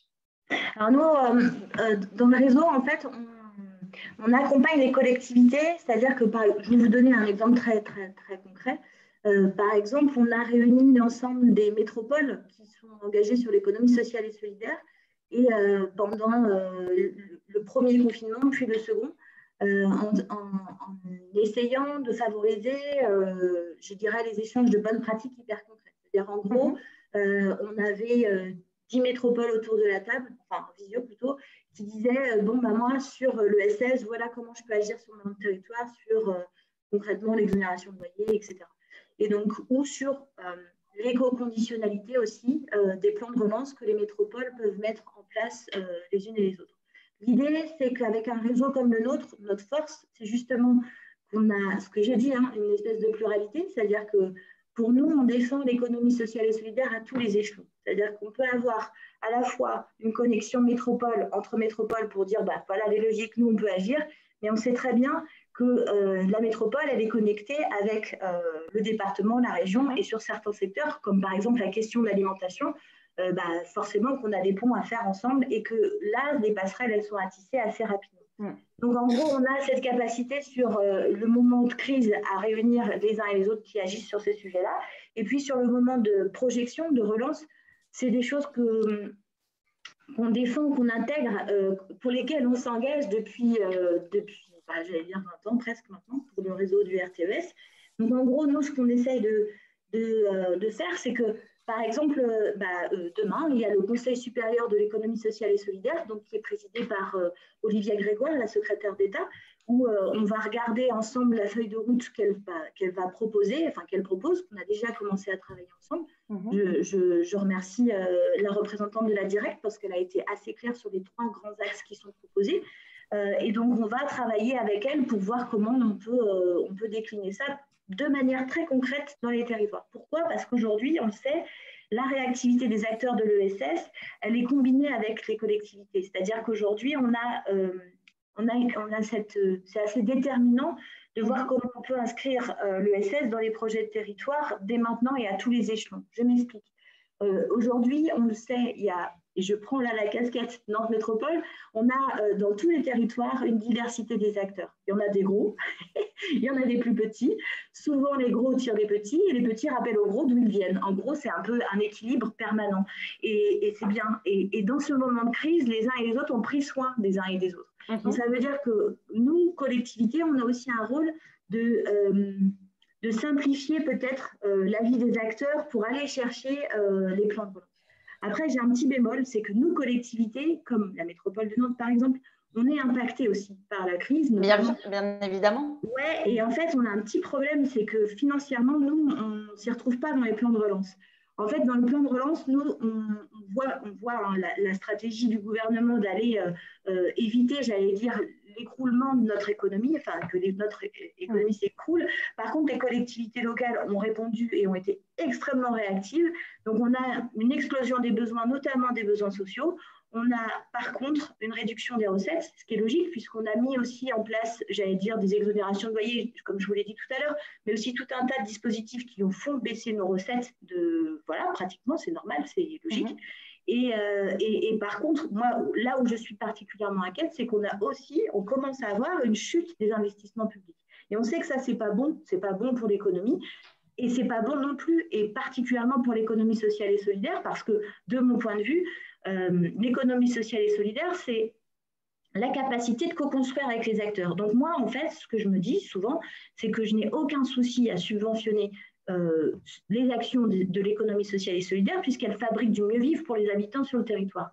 Selon vous, elle vous offre suffisamment de garanties justement sur l'efficience des actions.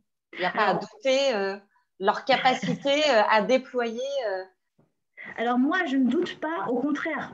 Je pense qu'en fait,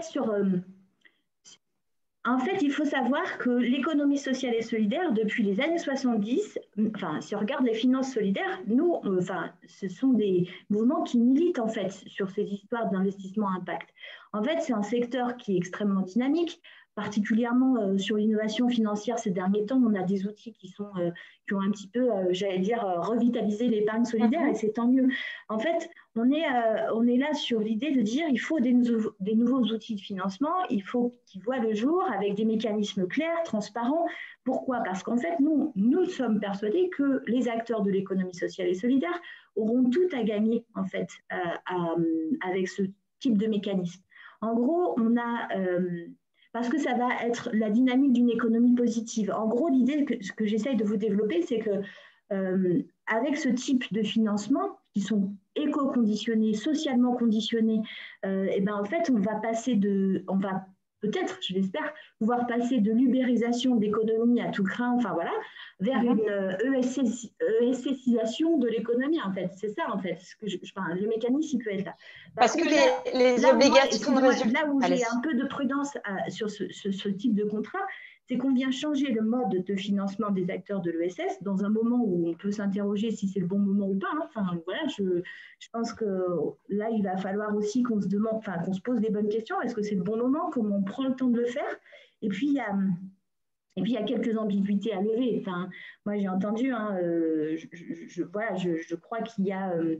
moi, je suis une partisane de la pluralité du financement des acteurs de l'ESS. C'est-à-dire qu'on ne peut pas... Donc, vous allez plutôt dans le sens de ce que propose Anis Marceau.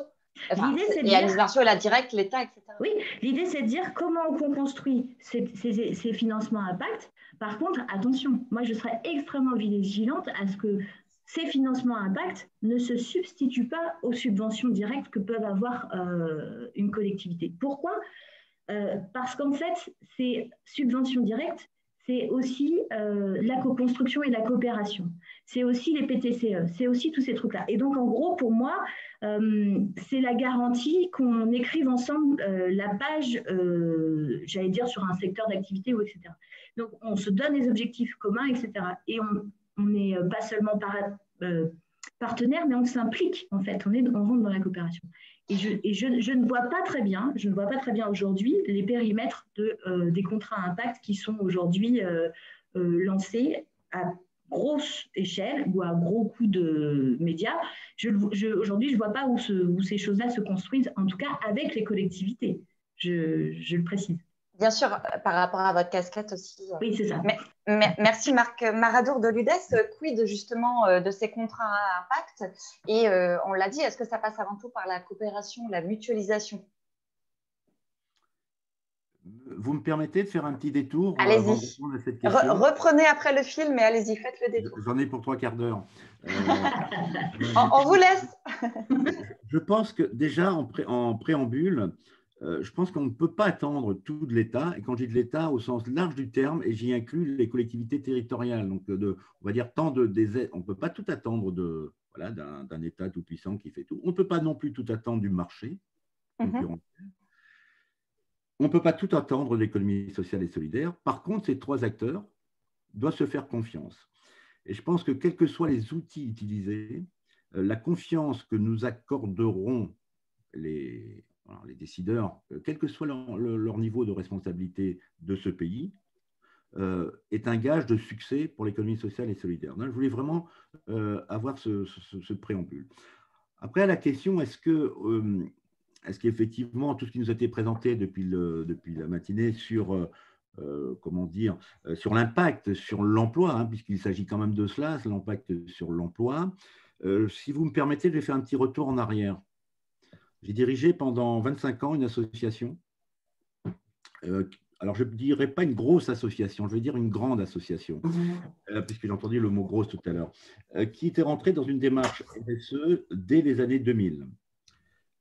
Juste un impact sur le territoire, c'est 800 emplois qui ont été créés en une dizaine d'années. Première chose, en termes d'environnement. En termes d'environnement, ce sont 100% d'utilisation d'énergie verte pour tout ce qui est électricité. C'est des achats responsables au niveau de l'écosystème du département et de la région. Bon, j'en arrête là, mais puisque le fait de répondre à des besoins sociaux, à répondre à n'exclut pas notre implication dans l'économie locale. Voilà. Alors, pour répondre à votre question, moi, je trouve qu'il est de notre devoir, dirais-je, en tant que tête de réseau, d'être en capacité de relayer toutes les mesures qui existent au niveau du plan de relance, puisque ça a été dit par Mme Marceau tout à l'heure. On est invité là dans le suivi du plan de relance au niveau de l'UDES et de la CRES, et je pense que c'est notre devoir maintenant de transmettre cette information.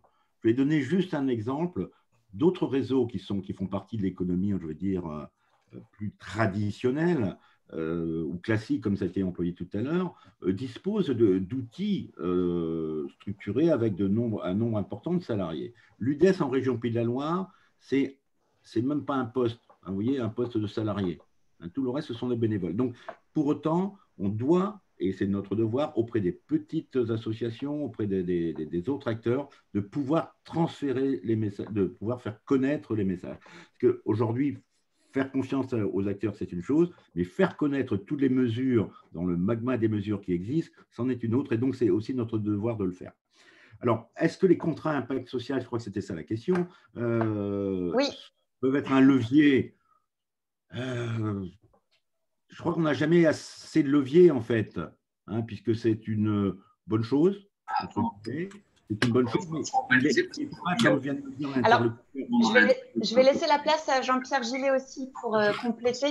On devrait produire un document qui soit un genre de document repère qui pose un certain nombre de questions auxquelles il conviendra dans un deuxième temps, c'est-à-dire après la fin du mois de janvier, on va dire, de travailler et là d'élargir la consultation et la co-construction de ce qui serait à l'échéance du mois de juin prochain une lettre d'intention qui serait soumise aux assemblées générales respectives de la Fondation et de l'IF3 et qui là préciserait et répondrait à un certain nombre de questions. Elles sont nombreuses, elles concernent la gouvernance, elles concernent les liens entre cette structure et les composantes, elles concernent, c'est ce que les femmes… Alors attendez, je crois qu'on entend Gilles Cavé mais qui doit être… et qui je ne suis pas sûre qu'il parle pour nous. C'est pas moi qui parle. Hein. Oui, voilà, et c'est pas vous, pardon, c'est Jean-Pierre Gillet. Excusez-nous. C'est pas Jean-Pierre Gillet non plus, hein. C'est pas sa voix. Donc, Gilles Cavé, excusez-nous, vous êtes président de la CRES, vous avez donc entendu évidemment les retours de chacun et chacune. Est-ce que vous voulez nous dire voilà, comment l'ESS peut-elle se saisir localement et à l'échelle nationale, évidemment, puisque les deux viennent en corrélation, se saisir des enjeux de l'impact social et environnemental? On a parlé des contrats à impact, des modes de financement, de cofinancement, d'une meilleure reconnaissance, évidemment, de la mutualisation entre les institutions, les acteurs, etc.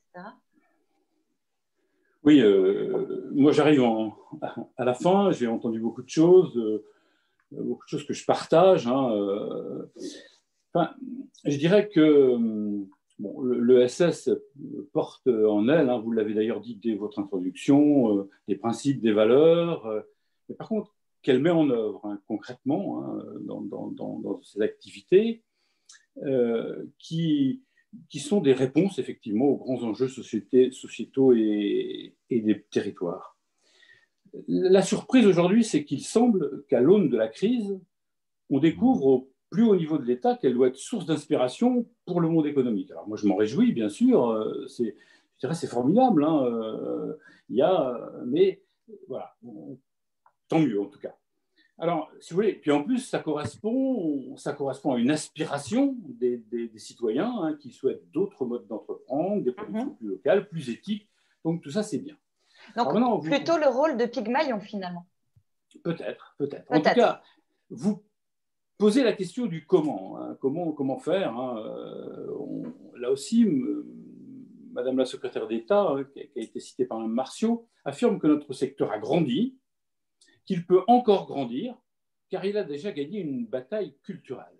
C'est intéressant finalement, hein, parce que ça voudrait dire que l'idée même d'économie sociale et solidaire commence à avoir elle-même un impact. Hein.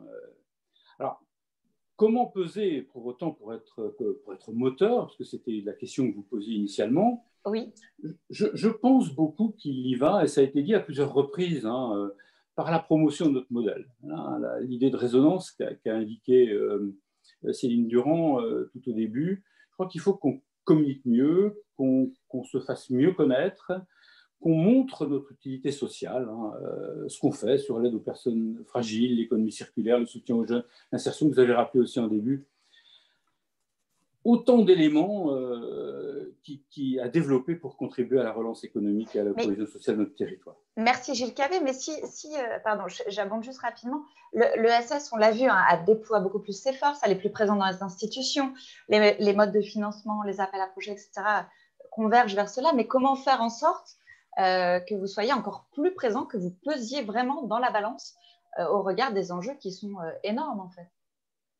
Voire que vous soyez fer de lance.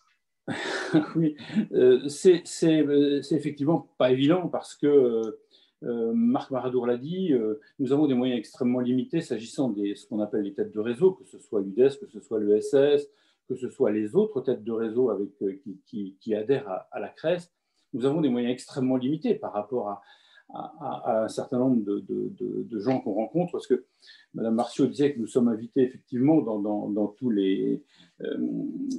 les conférences ou les visioconférences qui traitent de la crise, mais on a un peu l'impression d'être quand même un peu tout petit hein, par rapport à ça. Je crois qu'il est important que nous ayons des moyens supplémentaires. Il est extrêmement important, à la fois des moyens pour nous, les têtes de réseau, mais aussi pour les structures. C'est Jean-Louis Fournier qui disait tout à l'heure qu'on a quand même beaucoup de projets à vocation sociale. On ne peut pas imaginer qu'ils ne soient pas aidés. Et je rejoins aussi Mme Copet quand elle dit que, bon, alors, j'ai bien aimé sa formule sur le passage de l'ubérisation à l'ESSisation. Je crois qu'il va falloir utiliser cette formule-là. Plus, elle a dit aussi qu'il ne fallait pas oublier les aides directes, les subventions. Je crois que parce que nous sommes sur des terrains, notamment sur le terrain social, où on a besoin d'être soutenu parce que le rôle qu'on y joue et les publics que l'on touche suppose que l'on soit aidé. Merci. Annelise Marciot pour la directe. Donc, GIPKV résume aussi en appel peut-être finalement à plus de financement. Les financements peuvent-ils s'additionner? On voit bien qu'il y a un effort de l'État qui est plus soutenu en la matière, mais comment apporter tous ces gages finalement, puisqu'on voit bien qu'il y a quand même une urgence. Maëlle Copé aussi peut-être pour la corrélation locale, nationale. Je ne sais pas si Annelise Marciot est avec nous, peut-être si elle nous entend en tout cas. Oui. N'hésitez pas à intervenir et à abonder. Merci. Alors, juste donc sur évidemment, moi je suis complètement en accord avec la nécessité de maintenir les subventions et aides aux entreprises de l'ESS et notamment aux associations. Et donc, je voulais vous rappeler un chiffre qui avait été présenté par Monsieur le Préfet lors de la conférence régionale de l'ESS du 25 novembre. C'est qu'au niveau de la directe des Pays de la Loire, en 2019, 19 millions d'aides ont été versées aux associations. Donc, sur les budgets de l'accès et du retour à l'emploi, sur l'accompagnement des mutations économiques et du développement de l'emploi. Donc, des financements fléchés. Du dispositif local.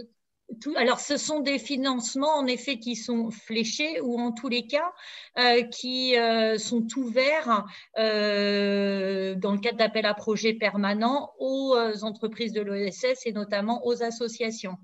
C'est aussi plus de 93 millions d'aides au poste pour les entreprises adaptées et structures de l'insertion de l'activité économique qui ont été versées aussi en 2019. Et bien sûr, le Fonds de développement de la vie associative qui a financé entre 2016 et 2020 1119 associations.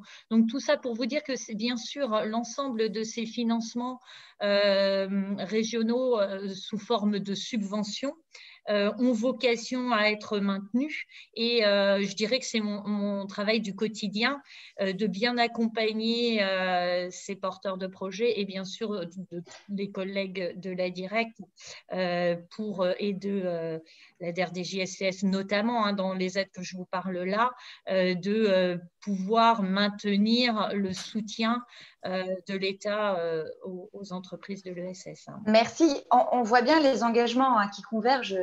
Voilà, évidemment, tout le monde est conscient des enjeux. Néanmoins, on sent aussi qu'il y a peut-être encore potentiellement un besoin d'accompagnement, quand bien même il y ait des financements, des déploiements, etc., et des synergies.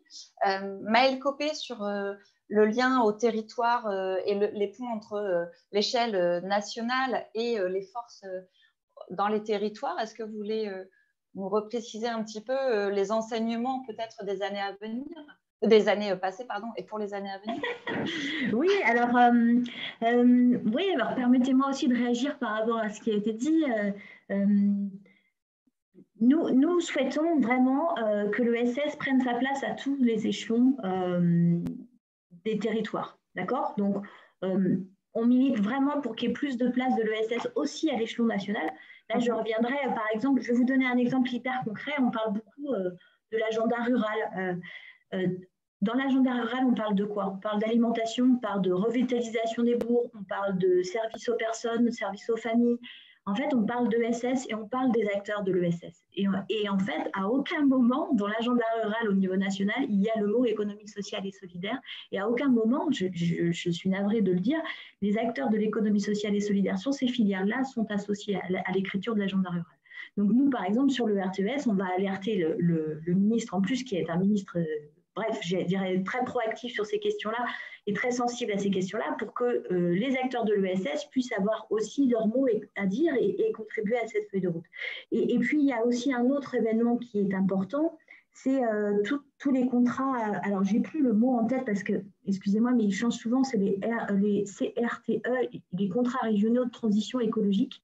Il me semble que c'est ça, en fait, le terme exact qui est figé maintenant. L'idée, en fait, nous, c'est qu'on aimerait vraiment que dans ces contrats-là, on puisse aussi avoir l'écriture, la main à l'écriture sur l'économie sociale et solidaire. Pourquoi je dis ça? Parce que, et là, je rembobine un peu sur nos propos. Moi, je crois qu'on est si on prend la logique de filière, par exemple sur les questions de déchets, sur les questions de services aux personnes, sur les questions, bref, si on regarde un peu, et l'économie circulaire, si on regarde en gros des filières qui transforment, j'allais dire, cette transition écologique en mutation écologique et solidaire, les acteurs de l'économie sociale et solidaire sont là, sont présents, sont nombreux et depuis longtemps.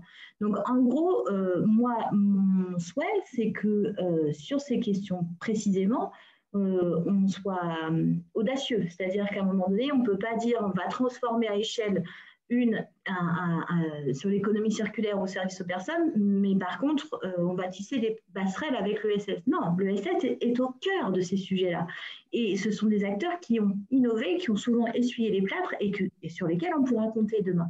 On pourra compter demain si aussi on arrive, et là je parle d'un autre échelon dont on n'a pas encore parlé, mais l'échelon européen, avec le Green Deal, en fait en disant il y a aussi des contraintes fiscales à faire peser sur ceux qui n'ont pas aujourd'hui un comportement vertueux et qui vont pouvoir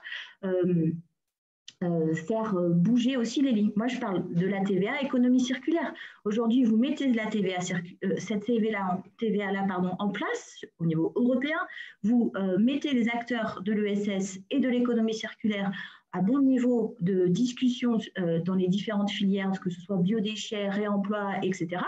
Et ben là, j'allais dire, j'ai une mauvaise expression, pardon, mais en tous les cas, on passe un cap, et un cap sérieux, et pas que pour l'économie sociale et solidaire, mais aussi pour la planète, et surtout pour les habitants et le mieux vivre des habitants qui sont dans nos territoires.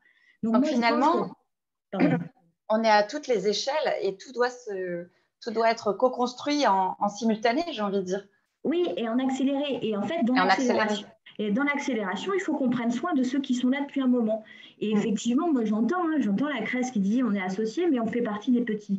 Donc à un moment donné, il faut aussi s'interroger sur comment on fait prendre, je dirais, dans cette gouvernance de mutation économique, comment on fait prendre de l'ampleur aussi à ces acteurs comme la CRES qui sont, d'après ce qu'on comprend, devenus incontournables. Pour moi, ils l'ont toujours été, mais bon, bref. Donc, comment on fait en sorte pour appuyer, en fait, Merci, Maëlle Copé. Je me permets... Je suis bavarde. Non. C'est juste qu'on est... c'est pas vous, c'est juste le temps, voilà, s'accélère toujours. Gilles Cavé, si vous voulez abonder, et après, on aura un mot de conclusion, notamment avec Marc Maradour. Donc, vous pourrez aussi, à ce moment-là, pour l'UDES, repréciser avec Céline Durand pour la CRES, mais avant tout, Gilles Cavé.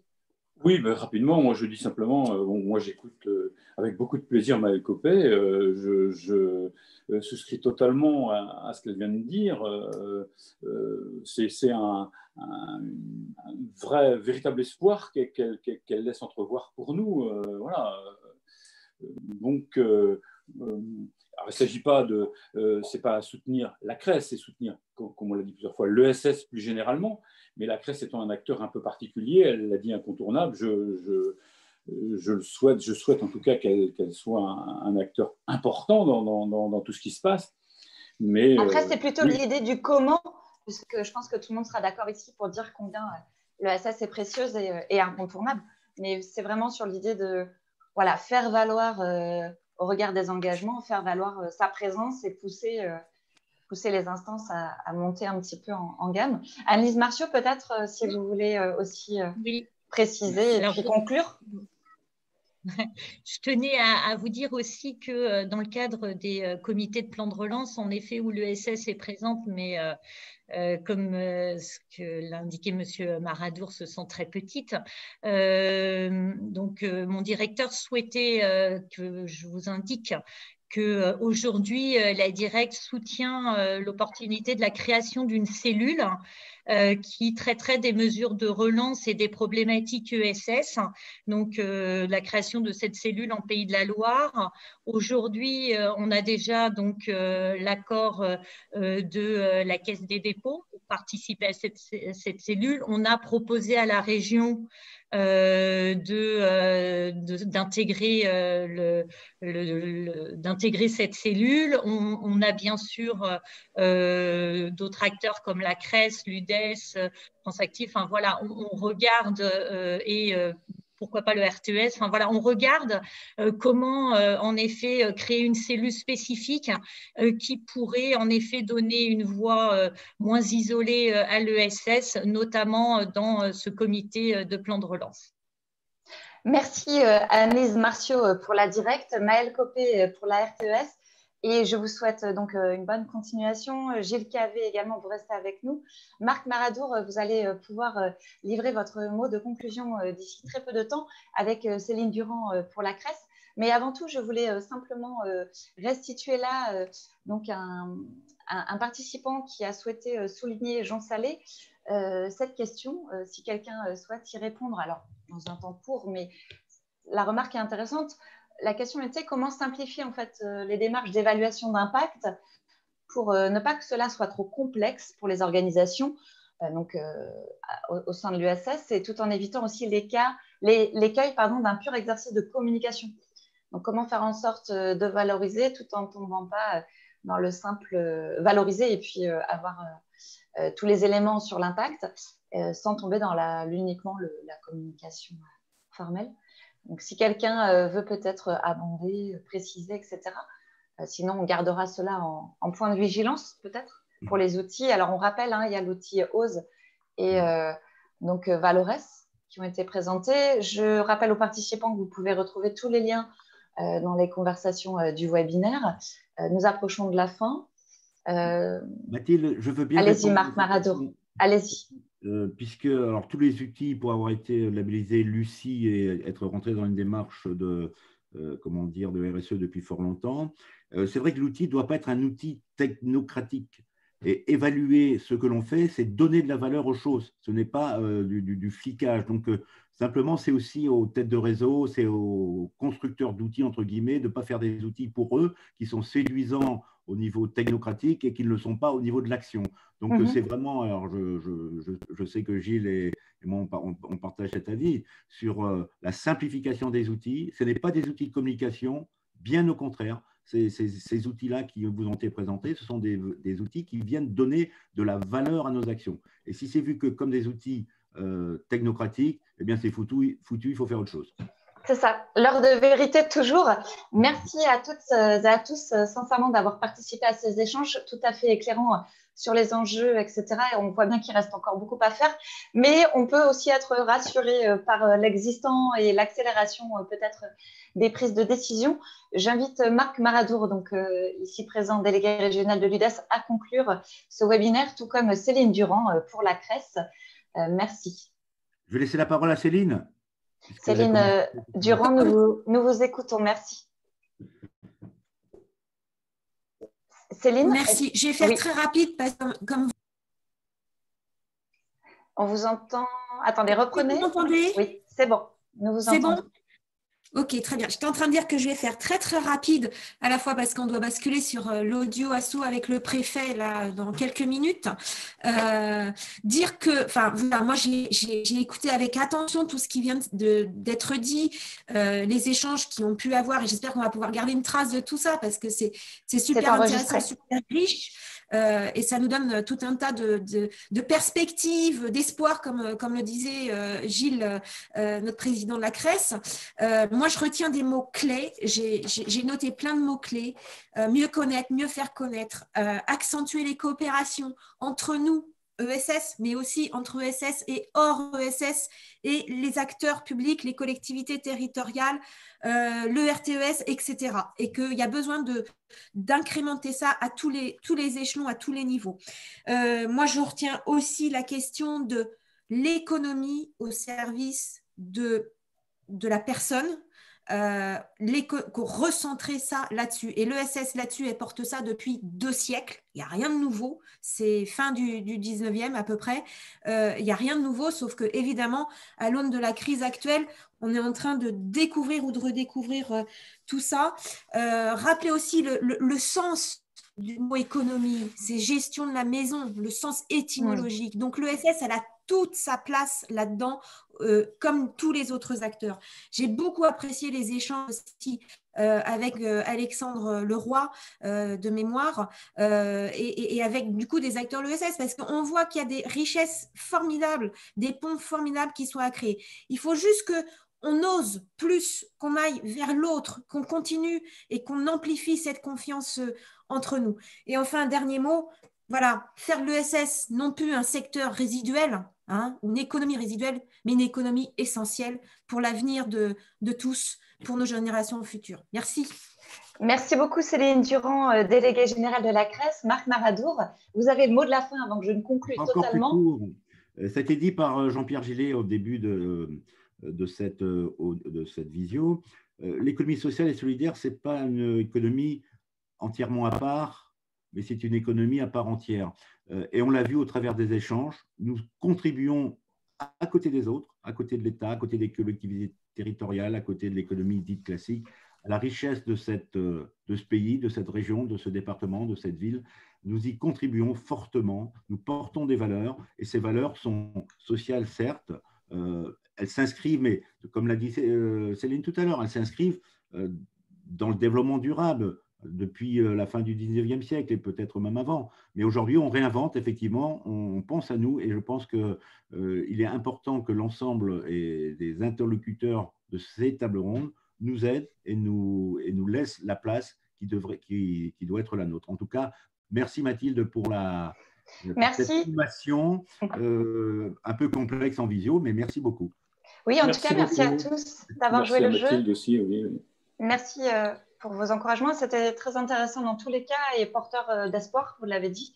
Je rappelle aux participants que ce webinaire s'inscrit dans le cadre du CEP, donc le contrat d'études prospectives sur l'attractivité de l'ESS, animé par l'UDES avec le soutien de la Directe, du Conseil régional, des OPPO de l'ESS. Et vous pouvez retrouver la vidéo en ligne sur le site de l'UDES prochainement. Nous vous souhaitons une très très bonne journée, une bonne continuation et un bon déploiement des forces de fait. À bientôt. Merci. Au revoir. Au revoir.